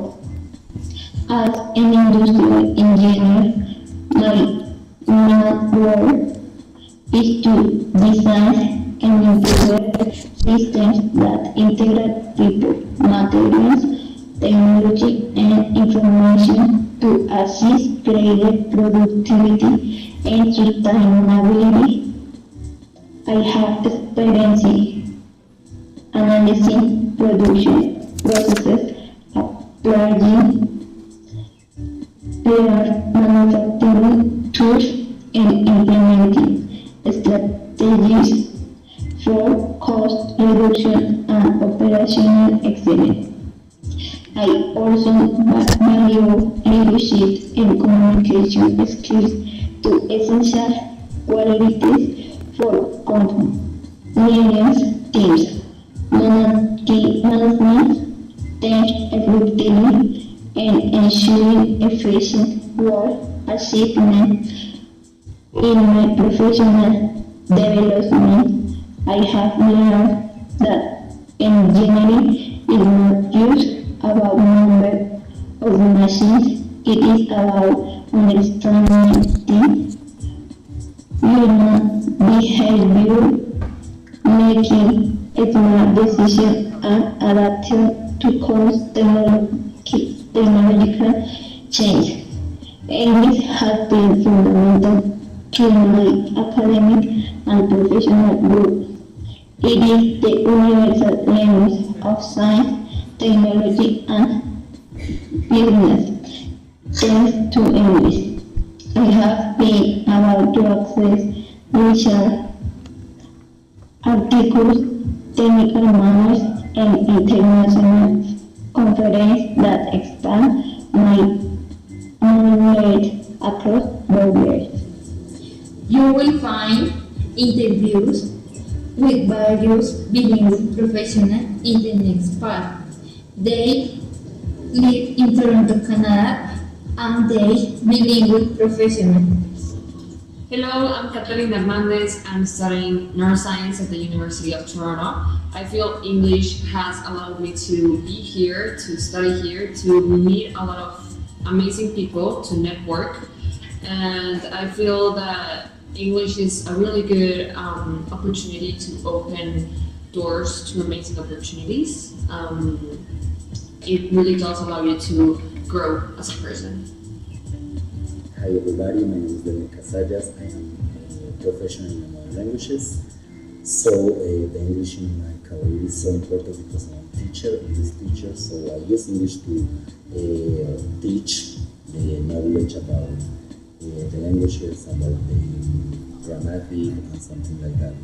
And also I teach new things for new generations. So as an advice, I think that all professionals need to learn English because the most important information and the most important topic like medicine, technology, health, the information is in English.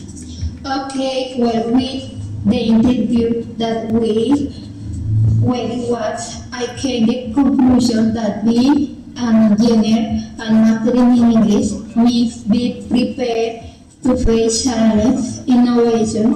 With innovation and efficient having the ability to communicate and the project industry, national and international.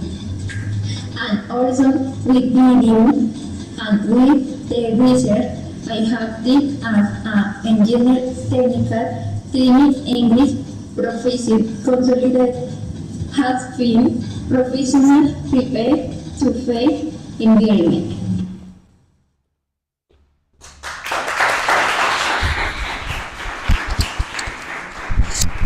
Okay, let's continue with Francis' presentation.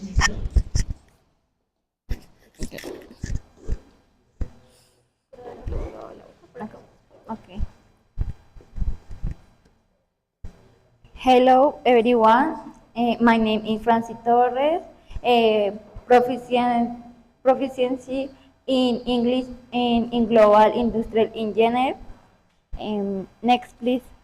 Next, please.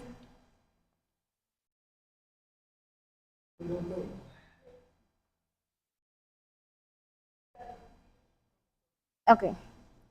And English has become an essential skill for industrial engineers. This is take as the universal language which complements the training of engineer by using the approach of technical information and special resources. Next.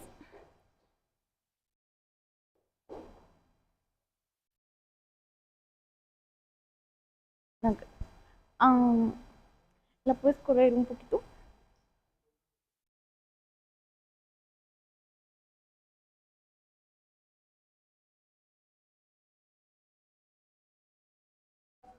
Okay.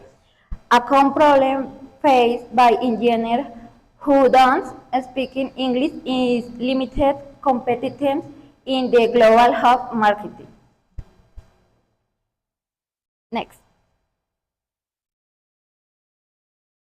Industrial engineers, they analyze, design, implement, and manage systems for quality improvement, cost reduction, and enhance customer satisfaction. Next. There are three of these. Atrás. Okay. In object English proficiency, professional attitude, and customer service. And English proficiency develop at a level of English comprehension and communication skills to interact fluently and effectively in work and professional context. And professional attitude promote a responsible, proactive, and ethical approach to work tasks, demonstrate commitment, and I will have to learn continuously. Opportunities. And opportunities, industrial engineer may secure jobs in logistics, project management, accounting. And this graph show survey was conducted and it was found that 62.5% and 20 and 12.5 bilinguals and 25 in process English. Next, please. And conclusion. In conclusion, these professional profiles through bilingual communication and customer service generate trust, credibility, and satisfaction within the business environment.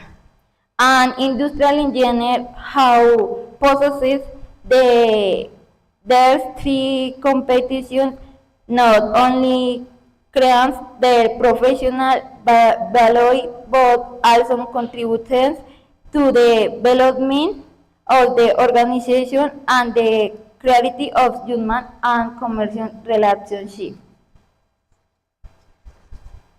Yeah, thank you.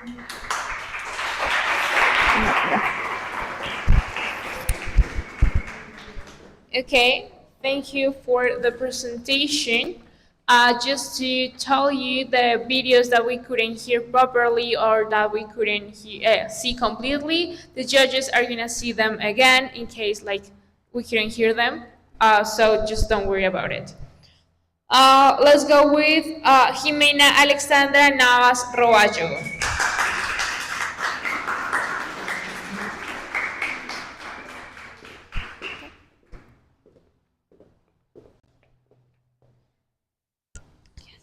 ¿Qué hace uno para controlar los nervios? Respira.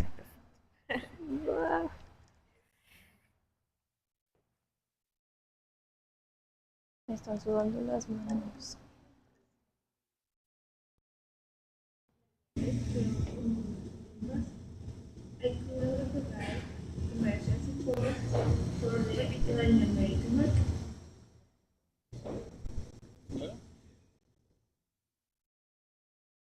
Okay, so we kind of hear the video, so she's going to continue with the presentation, and the judges are going to see the video afterwards. Okay? So let's continue. Like, give her some energy, please.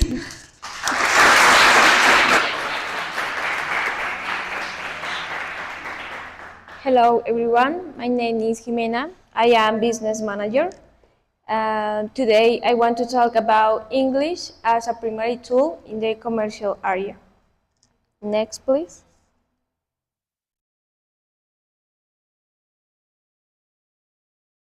Introduction.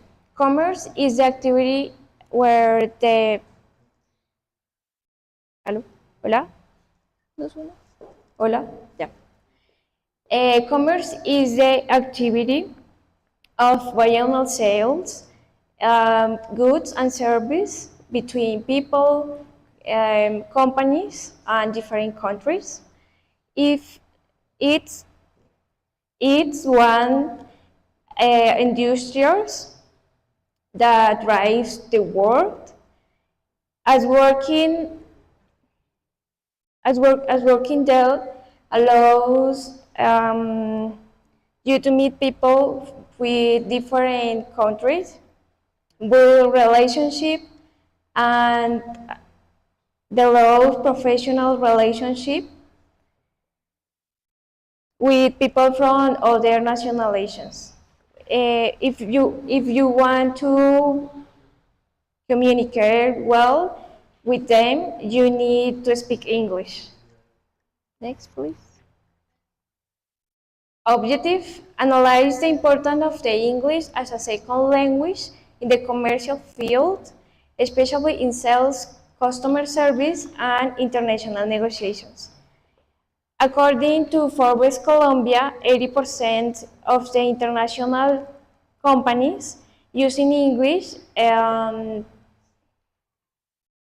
comparative language. Next, please. Specific objectives.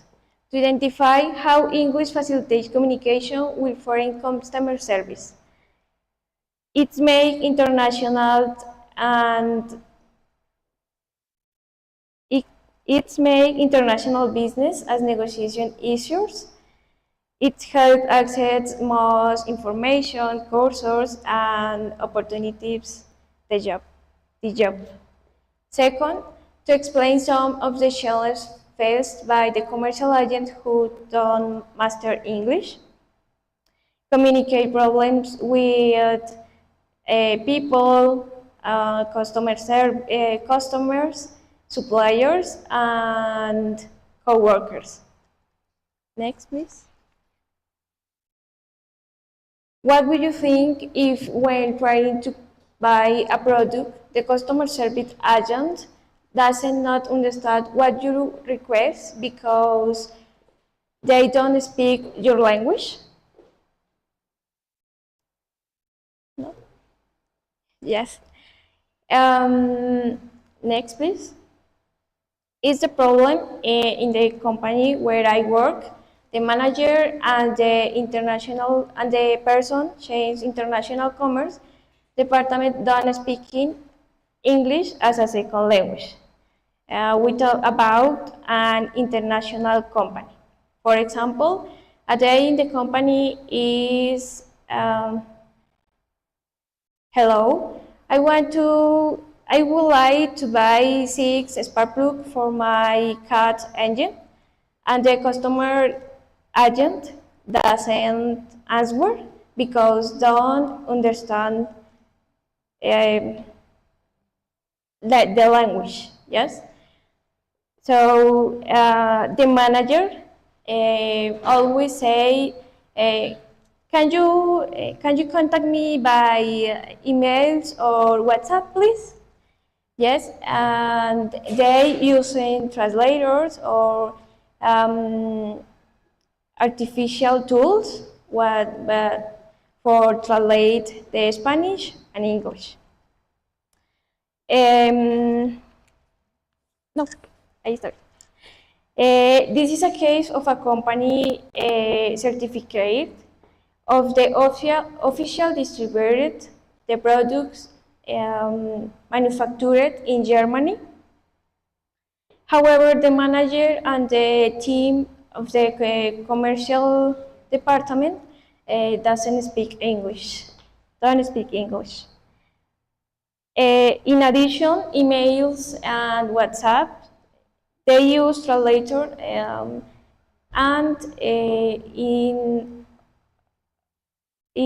sometimes give incorrect translations.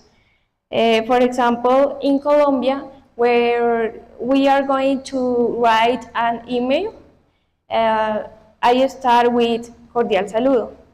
Yes, in English, kind regards or best regards using the end of the email, but these people using in the start kind regards. For example, the email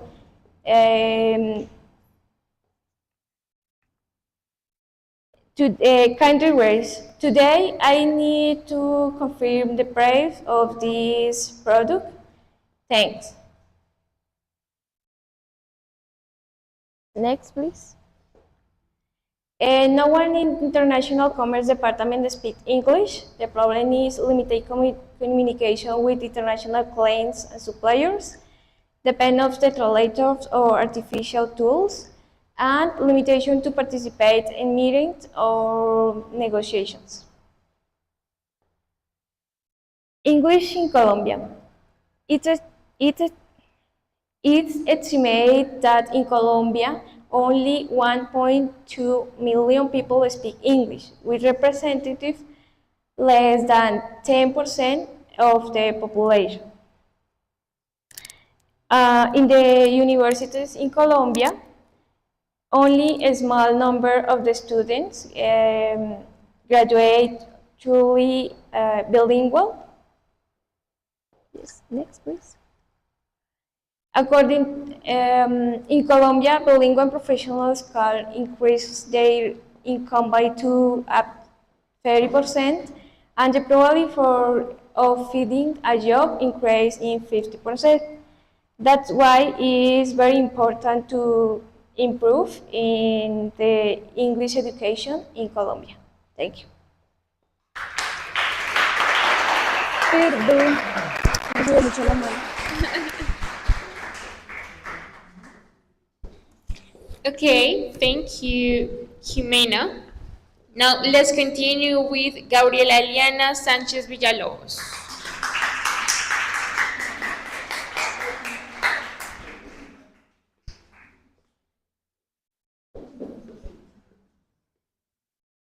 Music is a subject that is really essential in our lives, especially when we were kids. That's why in this video I'm going to show you what I do.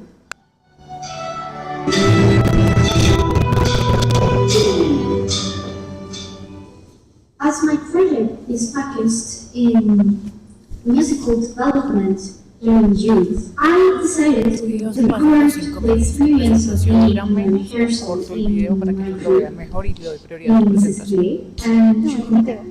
As you can see here in this clip, the rehearsal starts with a lot of mess.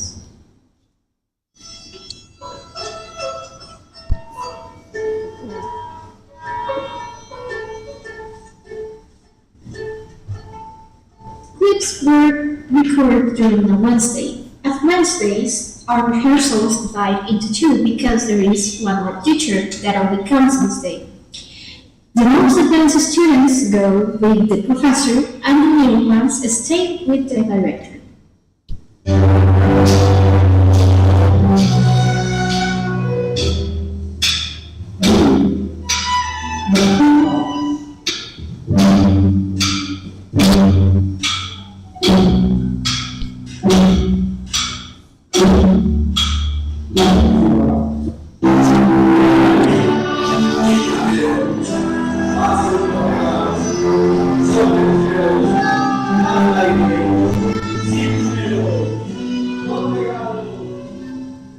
During this rehearsal, I decided to interview some of my groupmates. Let's see what they have to say.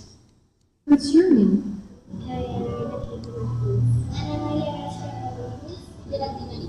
Samuel Barreto. Mi nombre es Nicolás Andrés Sánchez Solano. How old are you? 9. 12. What instrument do you play? La viola. El violonchelo. Realmente iba a iniciar con el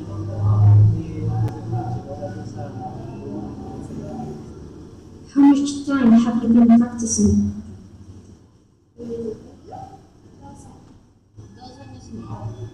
2 o 3 años. Y ya casi 2 años. What was more difficult for you when you were first learning to play?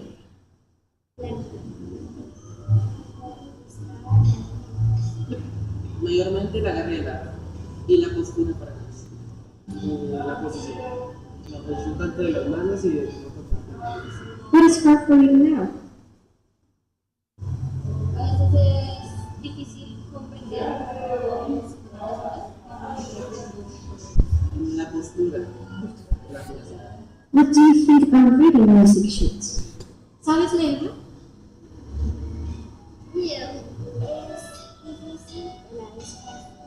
Me gusta. A ratos ensayo en realidad, por lo que a mí, la pasión se me ven las...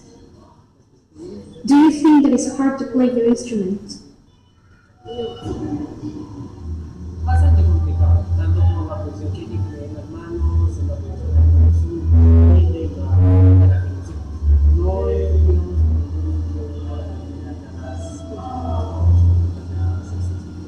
Has learning to play an instrument during your adolescence changed you in some way? Personalmente, sí, exacto. La verdad me da un poquito más de concentración y ese ritmo que trabajas.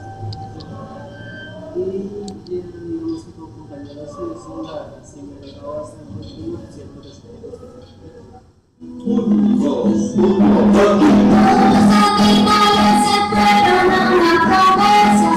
Todos los animales se fueron a una promesa. El perro tocando piña y el ratón la pandereta.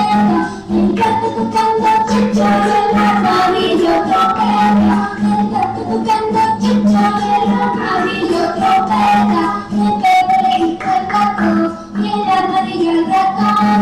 No se me adelante mucho porque se me pierde el sol. No se me adelante mucho porque se me pierde el sol. Mi nombre es Lili Rocío Quevedo Sánchez. Tengo 37 años y docente básica primaria. Estoy actualmente trabajando en un colegio público del municipio de Chucucán. Aproximadamente 13 años de experiencia. Hoy interpretando la vida.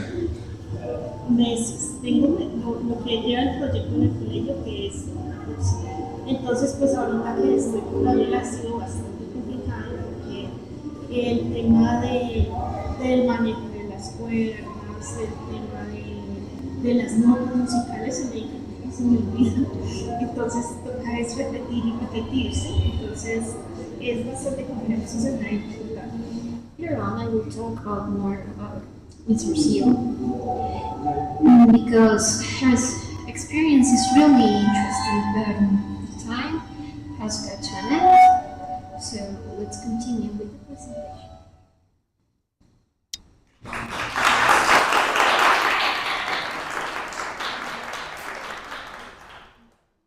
Okay, let's continue with Gabriela's presentation. Hello everyone, my name is Gabriela Sanchez. As you have just seen, the first half of my project focuses in musical development during youth. I work a lot with children. I'm not a teacher, I'm their classmate. But I like to work with them, I really like kids. And I work with them like daily, almost all days of the week. So please, next. First, I will do a little analysis about the video, about the importance of musical development during youth. Please, next. First, I want to do comparison between pedagogy and andragogy. Does someone know what is andragogy? Andragogy, unlike pedagogy focuses on studying how kids learn and how to teach them. Instead, andragogy, proposed by Malcolm Shepard Knowles in 1968, proposed the theory of andragogy that proposes that adults are aware of what they need to learn. And andragogy focuses on how to teach them and how to guide them in their journey. Please, next. So, first of all, I will do a little analysis about the differences between all the kids that I interviewed. There's the Claudita. She's the littlest one, the most little one. She has 9 years old and has been learning for 4 months now. Unlike Anita, that is younger than Claudia, and has been learning for 2 years. She's more experienced. And you can see why Claudita is less experienced than all of the kids that are in here. Because as you can see here, Anna and Geraldine have their violins on their left side. And Claudita has her violin on the right side. And her bow, he is not holding it correct. Please, next. Now we have Samuel, that he plays the viola, that is not the same as a violin. He has been playing for 3 years, unlike Geraldine, that has the same age than him, but has been learning for less time. And we have Nicholas, that is 17 years old. He's one of the oldest members of the orchestra. He's playing the cello, and has been learning for almost 2 years now. And I find really interesting that Nicholas and Geraldine are siblings. They're learning together. I find this really interesting because they share what they learn, and has really changed them in comparison of how they got in the first place to the orchestra and how they are now. Please, next. Now we have Miss Rosillo. He's a teacher from the town of Chocontá. She's 37 years old, and she has been learning to play the viola with her students of fourth grade.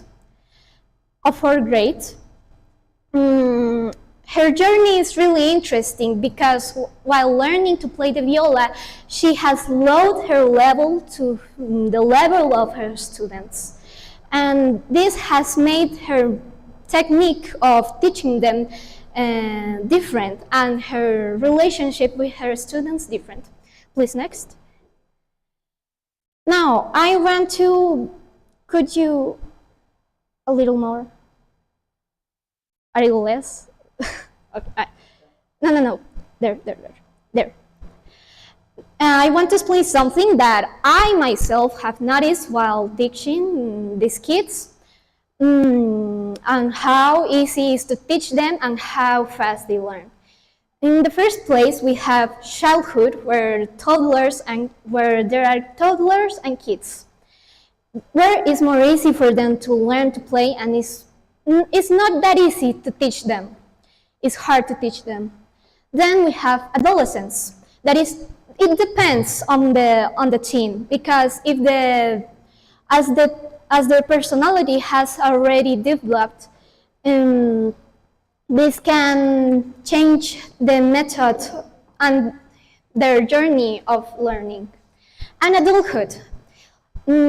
Teaching to adults is really easy, but it's at the same time hard because the memory is starting to age, and that doesn't help their journey. But they know they have to learn it because they want to, and they learn it, but not as fast. Please, next. Now, to the second part. We have English encouraging opportunities for young artists in Latin America. Please, next. I divided this in 4 pros. Flexibility, where a musician knowing English can turn to a place to another in the laboral topic. Now we have going abroad, that is going outside their country, getting contacts, that is really important for their journey so they can get more attention, and changes in monetary income, since knowing English can make you earn in a different monetary income. Please, next. Now I have a little experience about someone I know. There are a violist that has been close to me. At this moment, they are abroad doing their PhD in viola in Austria and Vienna. At the first place, they didn't have expectations, and everyone expected them to wash dishes, brood, and all of that, but no. They instead started to teach music to children in Canada in Spanish. And please, next. And finally, some conclusions.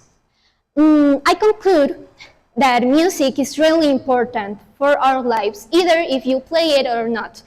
I am aware that learning music is not for everyone, but everyone listens to music, and there is someone that has to play that music for you all to listen. So, please next. I want to thank you all for your attention and for your time. And Gabriel, thanks.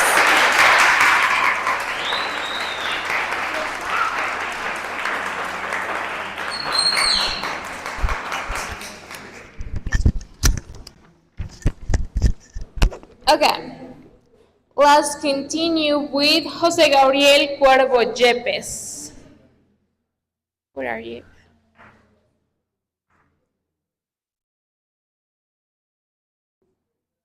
Friends, today I got to help teach you a lesson. I want to start by explaining why I decided to learn English. I did it because I felt I was wasting time after leaving the school, and it was an opportunity that suddenly presented itself. I feel it has been a good decision, although I must admit that I haven't been the best or most diligent student. However, I want to acknowledge that I have learned a great deal in this process. Since I'm talking about this, I want to apologize to the institution because I had many inconsistencies in my process. Now, let's get to what's really important. How English can influence my professional and academic life. I will start with talking about my job. I work for a company that produces and exports foliages. These are plants used in aquarium arrangements. They enhance the color of the flowers and add volume to the bouquets. I could say that I work from the initial stage, which is planting and maintaining the plants, to the production stage, which includes curing, post-harvest, processing, and final packaging. Now, I'm going to talk about how English can be useful in the foliage industry. It can be very necessary since these plants are often exported.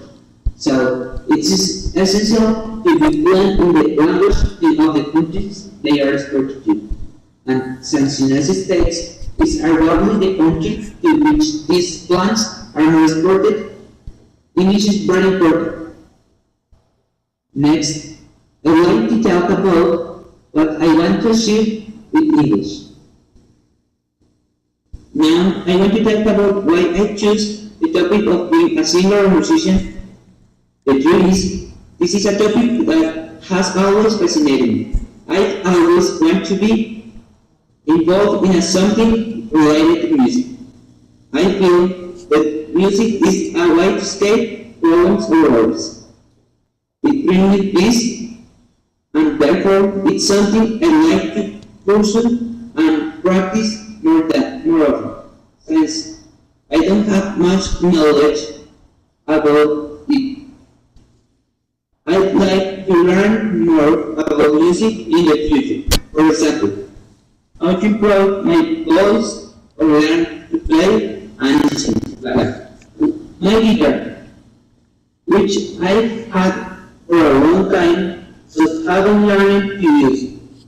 Therefore, the topic of my project is how English can influence life as a singer or musician. I don't want to make this any longer. I want to thank the attendants and the institution for their attention.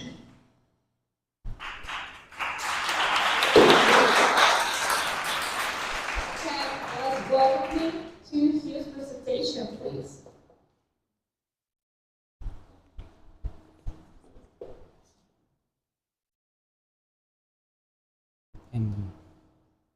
Hello everyone. Today I go to present the importance of English in a singer or musician career. Contents. Introduction. Second, English as a global language. Third, advantage for singers. Fourth, challenge and advantage. Five, a disadvantage. Five, examples of artists influenced by English. Six, cultural and educational impact. Seven, conclusion.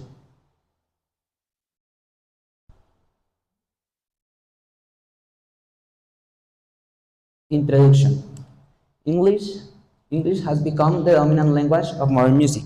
Most international hits have been written and performed in English. Um, this has deeply influenced the education, style, and career projection of singers all over the world. Many non-native artists use the English as a key tool to enrich the global music industry.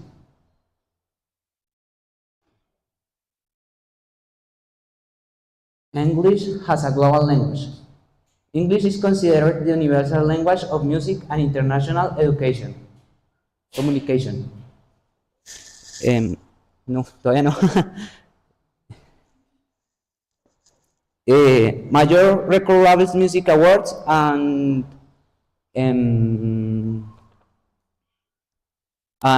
streaming platforms such as Spotify, YouTube, and Apple Music is making in the English language. Songs in English tend to have a better visibility because the English is the language for excellence of the music now.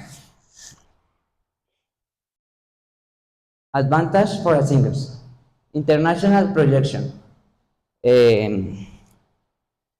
Singing in English, the singers can bear the international projection because they have most visibility around the world for the language.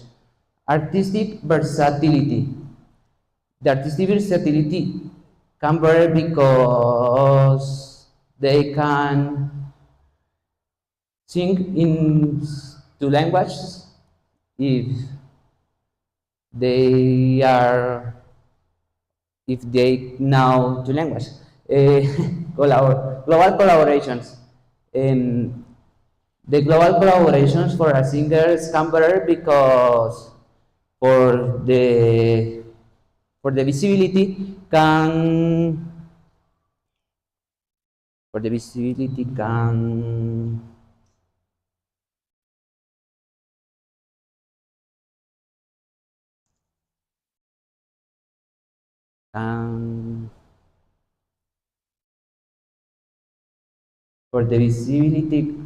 collaborate with most artists and singers or musicians around the world. And the artist versatility is very almost they can sing much genres, almost such as rock, pop, jazz, and hip hop, and more genres. Challenge and disadvantage. Pronunciation and understanding. The pronunciation and understanding is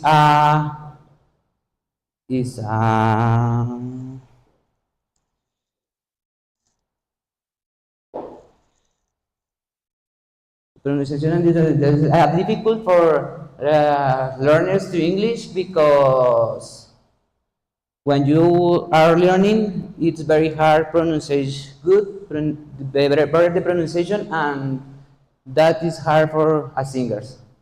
Loss of cultural identity. uh, they feel that lost the cultural identity because she can't are traicioned the tools or the tools of her culture and strong compression. This is very almost the first point. The strong compression is very hard because they are learning other language and they know comprehends the singers. Commercial pressure. The commercial the commercial pressure is very hard because now more singers are learning singing English and it makes very hard the commercialization of the things.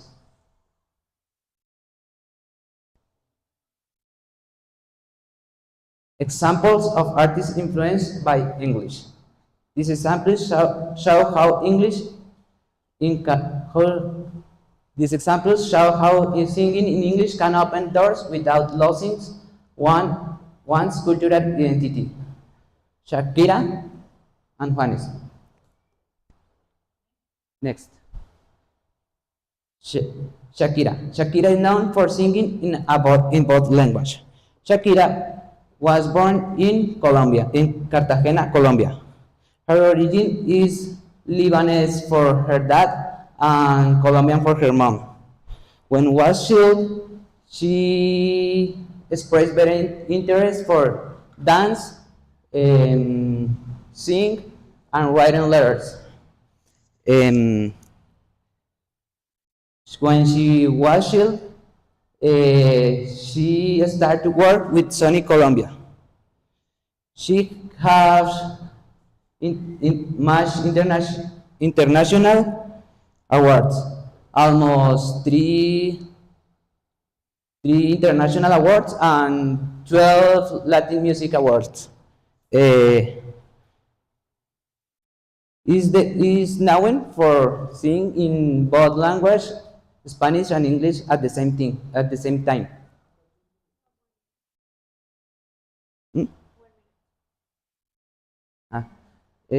Next.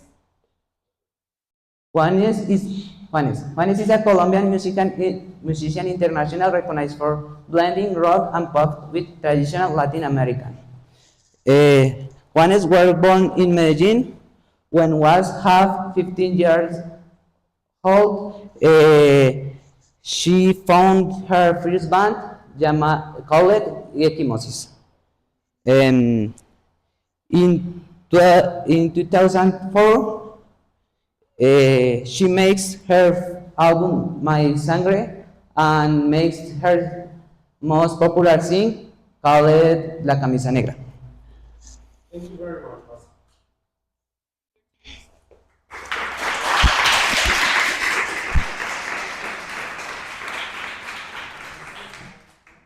Okay, let's continue. So I know you're tired over there, back there, but we're getting to the end, okay? So let's just hold on a bit more, okay? So let's continue with Adriana Carolina Vizcaino Velázquez. She's not here? Okay. Let's continue with Joan David Arevalo Guzman.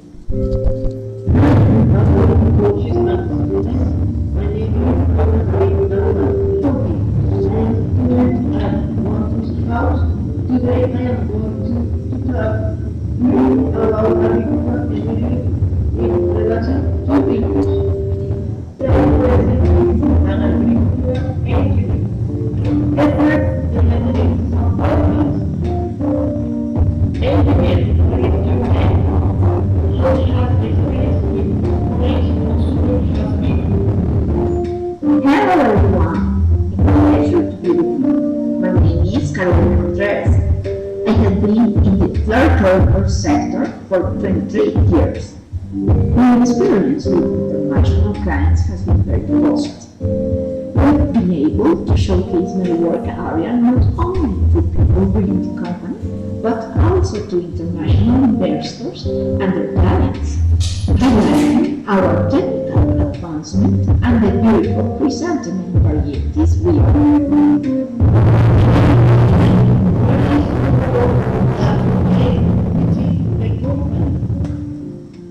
I'm in charge of the area of introducing new chrysanthemum varieties. We evaluate varieties from different breeders and choose those with the best characteristics for commercial production and export. How do you talk to foreign visitors?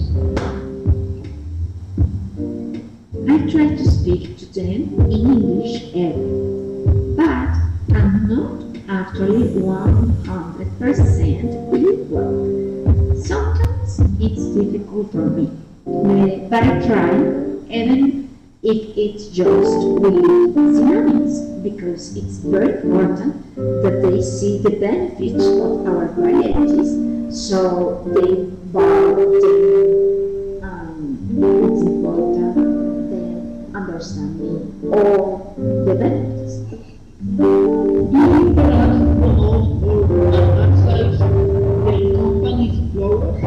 Of course, the company flowers, I showcase the varieties with the best quality, and those that can perform well for 10 days to guarantee our customers the quality of the best line, which is another 10 or to 15 days.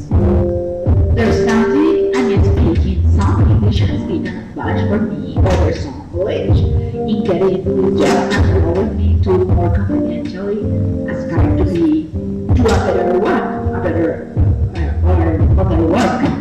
English is a very positive skill for learning more easily, since most studies and article series in our certified area in language, and all our clients are from North America or Africa. And this is the reason it's very important for me to speak, listen, or understand this language. Thank you for my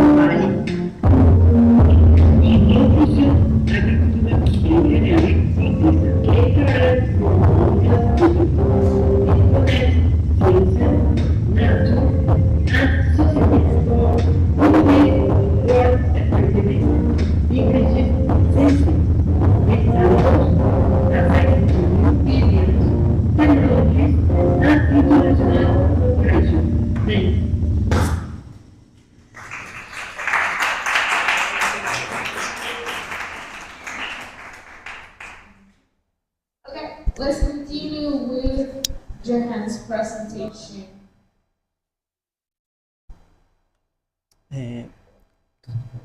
¿Me escuchan? Yeah. Hello everyone, coaches and students. I am going to talk my project connecting innovation and communication in Colombian agroindustrial engineering. Next. What is agriculture? What is it agriculture?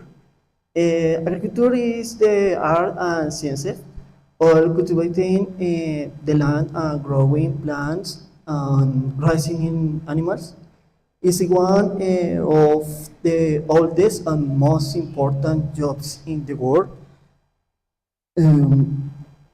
Is the important jobs in human history. Because it gives of food and materials and tools. Farmers, the farmers every day work because foods sensitive in technology. They provide will have with modern machines, irrigation systems, and new techniques they help the plant and the farmers and take care the environment. Next. Next. Is agronomical engineering important? Yes, agronomic is very, very, very important. Career in Colombia because of the country's economic depends on agriculture for farming families. Many people in the countries like from what they grow, and this how many families makes a living in different lands, growing different materials. For example, for clothes, flowers, um, coffee and cocoa and sugar cane and rice. Is English language, English can become very important in this profession because the world is more connected. It's very, very important for communicate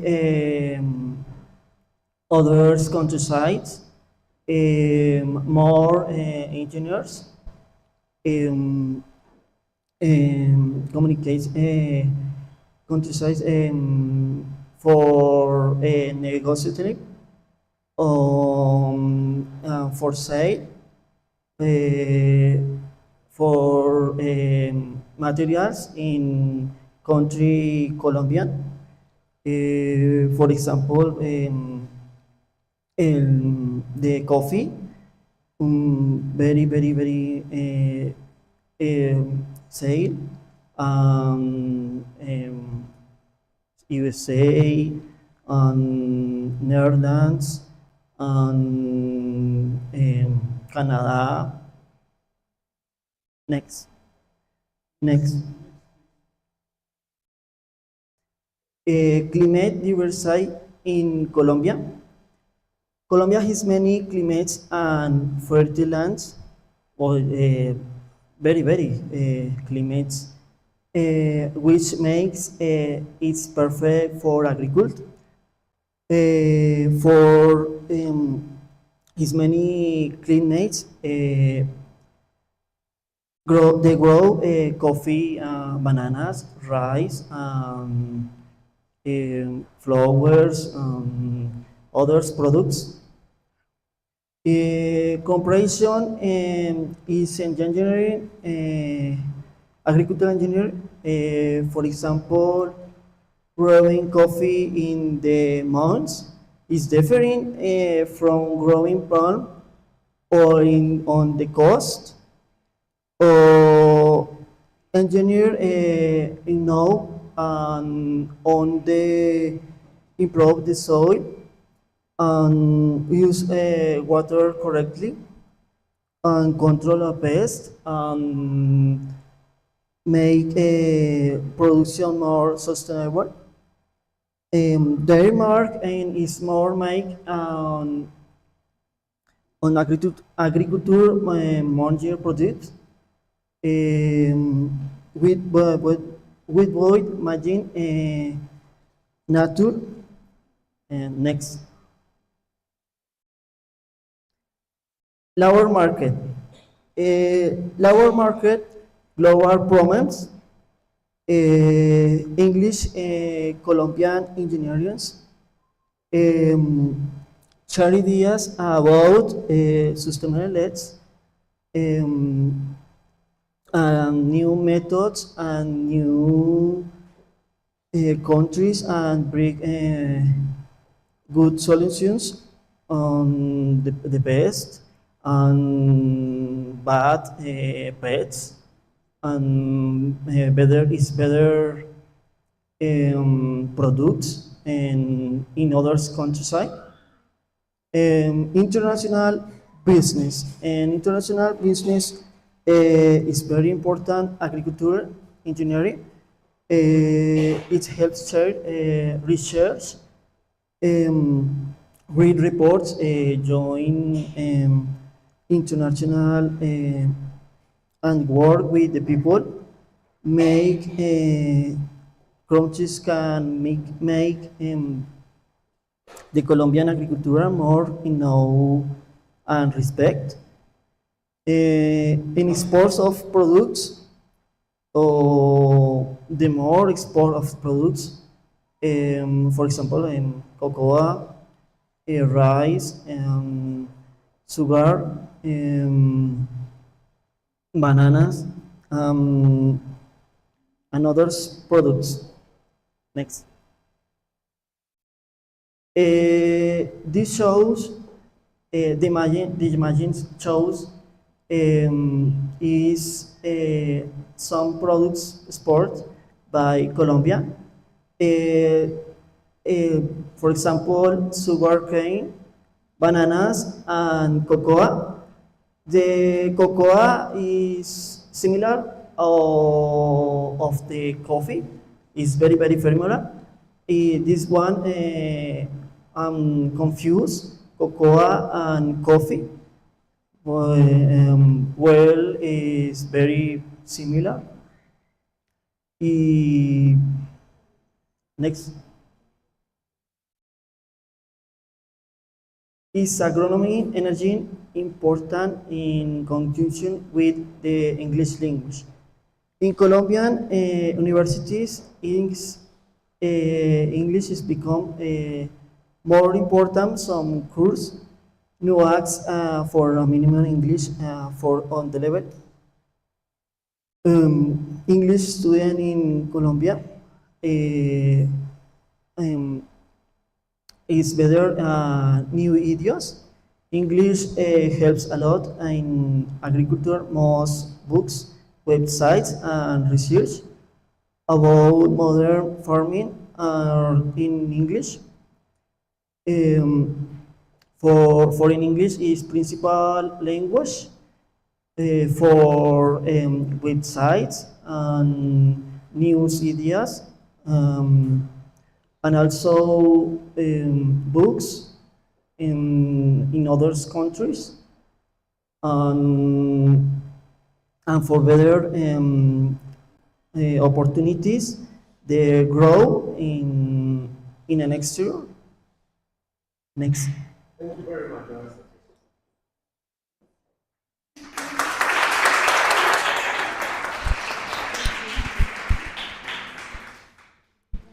Okay, so for closing this project, we will finish with Ginette Tatiana Garcia Belandia.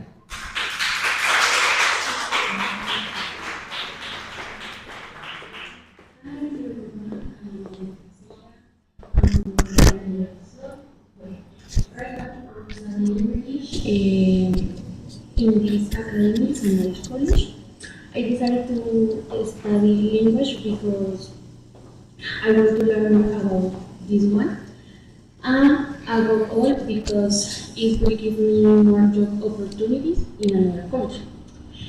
Notwithstanding, it has been a long process, but one full of learning and knowledge. I also want to start regarding my project. It is based on civilization. Mainly, I focus in this career because I research its history and origins. It is very relevant to other branch of engineering, but when you become more involved with this faculty, you feel more connected to it. I have a basic understanding of how the work of engineering relates to files of the environmental to protect the safety of our environment due to the construction of these structures.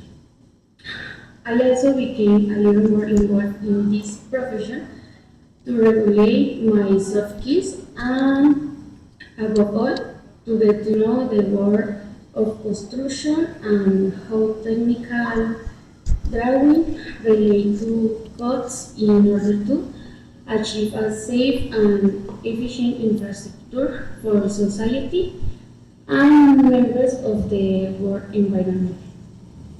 Um, since in my viewpoint, I want to influence English in this career to get more opportunities and better communication with other people who are focused in this profession. But also, I am going to explain a little more about this. Thank you.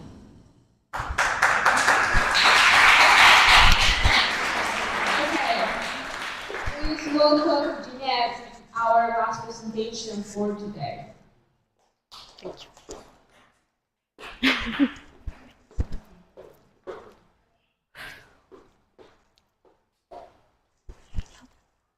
Good afternoon. Good afternoon. Does anybody know what is the importance of civil engineering in the modern world? Civil engineering is one of the oldest and most important engineering, which deals with planning, building, and upkeep of the natural and physical environment. Next. Even this career manage systems or files of construction, such as roads, bridge, railways, water, and wastewater plants. Next.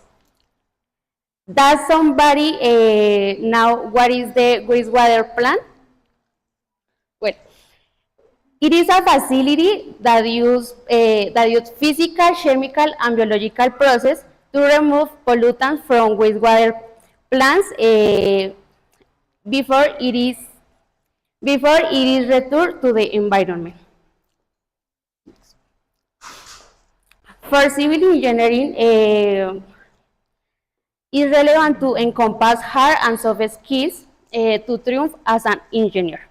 Some hard skills are required by this profession, such as technical vocabulary, files that allows reading and understanding regarding reading blueprints, codes, reports, proposals, and mechanisms based on infrastructure.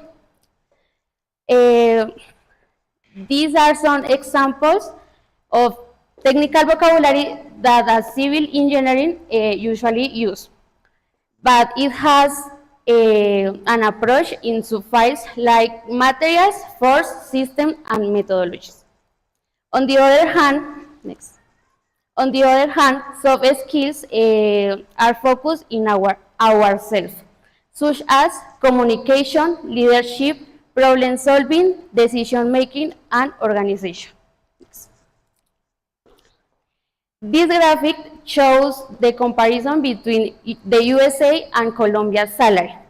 The graph illustrates a comparative analysis of the average salaries between the USA and Colombia. It is expressed in Colombian pesos. The comparison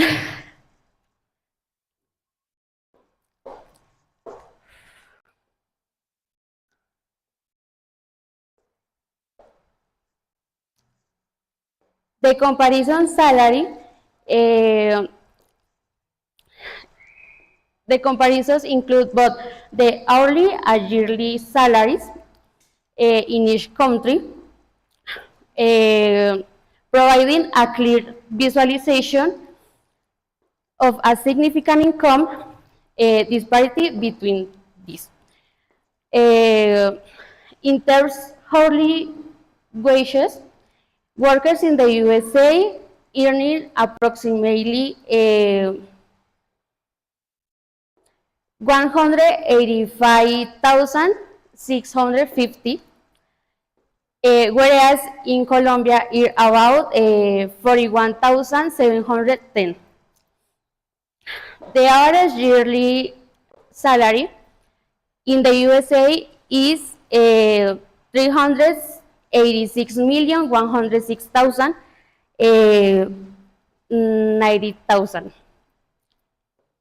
900, sorry.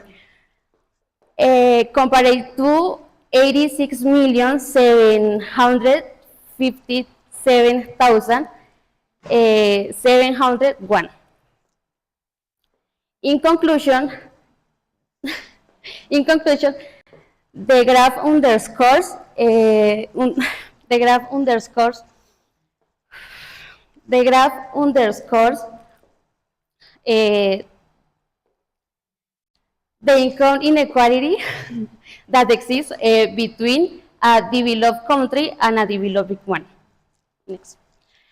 According to previous information and comparison, these countries how English, customer service, and attitude influence civil engineering. Well, English in forefront English is relevant to is crucial for our profile and social competence. Notwithstanding, there are some tips to upgrade according to this career.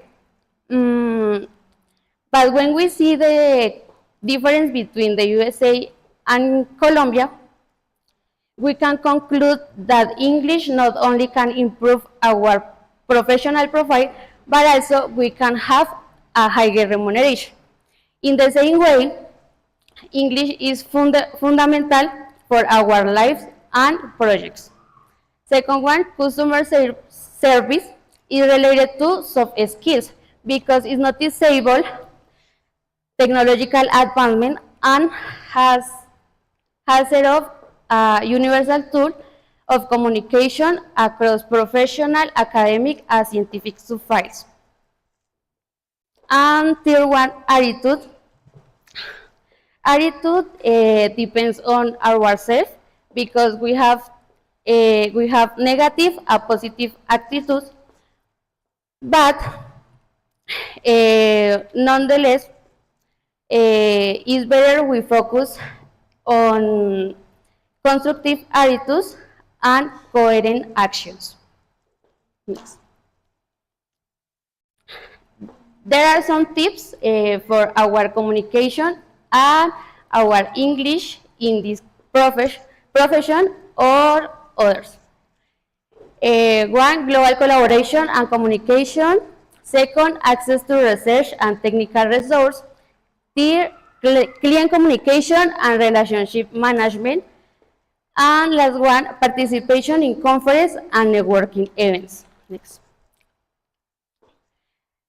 According to LSET 2024, development engineers can put complicated technical details in simple English, the more trust they develop in their relationships with the client.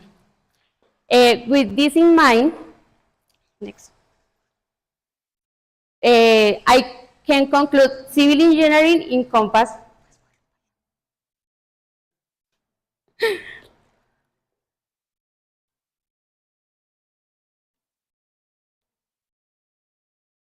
well, with this in mind, I can conclude civil engineering encompasses much more than just the technical elements of infrastructure design, construction, and maintenance.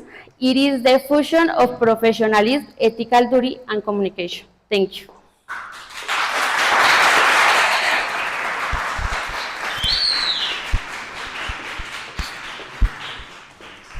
Okay, thank you for those presentations. With that, we conclude Global Citizens English Project 2025.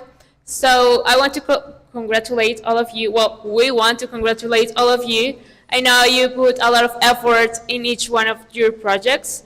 I know it took time, that maybe you got stressed a little bit, but I think the results show that you put a lot of good effort in them, okay? So let's keep improving, let's keep learning, and your judges have some words for you. So please listen to them before we close.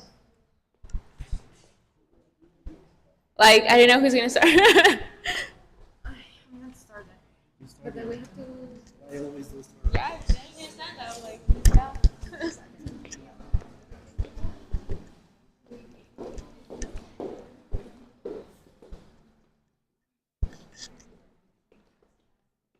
All right, morning everyone. Put it here because I'm bad at holding that thing Okay, you close have to to my like mouth. pass it. All right. Good dears, first I want to congratulate all of you because of the effort, because of the attitude and the disposition that you showed during the whole process. So first, give a huge round of applause to all of you.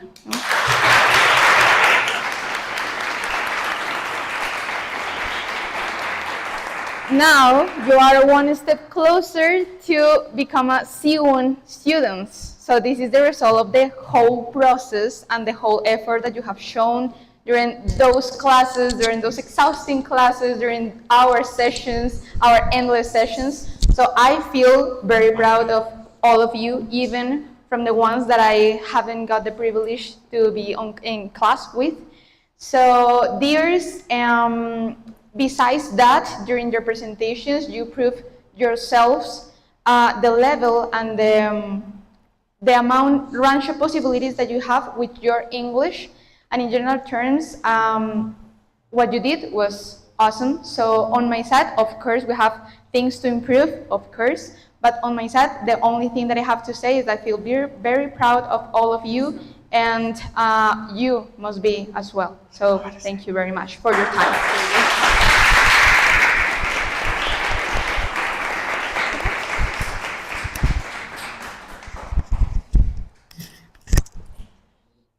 All right, guys, like this, like this. Okay, hello. Hello, guys.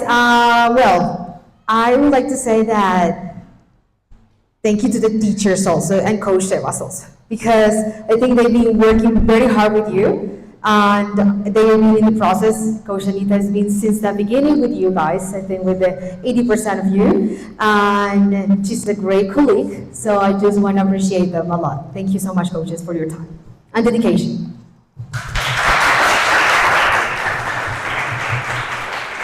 And also, I want to say to the students that have been taking this big step in your life and have been taking the classes, the advices, what we can say to you for you to improve every day in your language skills, who take advantage of this. I really, really, really congratulate you, because when you stand up here and you talk, you can see what is the result of your own effort, and that's amazing. So for the ones who did it very, very well, congratulations. And always we have opportunities to improve every day as a professional and personally. Thank you so much.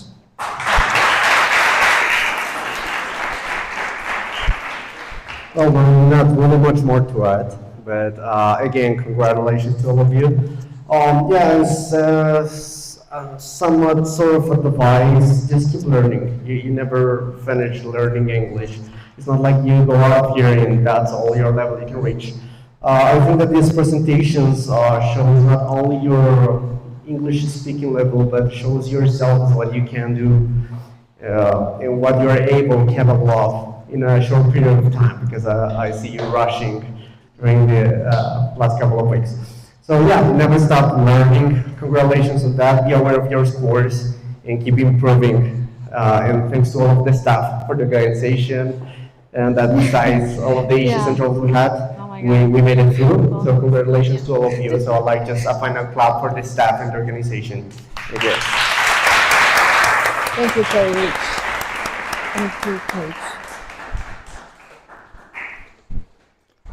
Okay, with that we can conclude. So now we can all go home. So thank you everybody for your attention.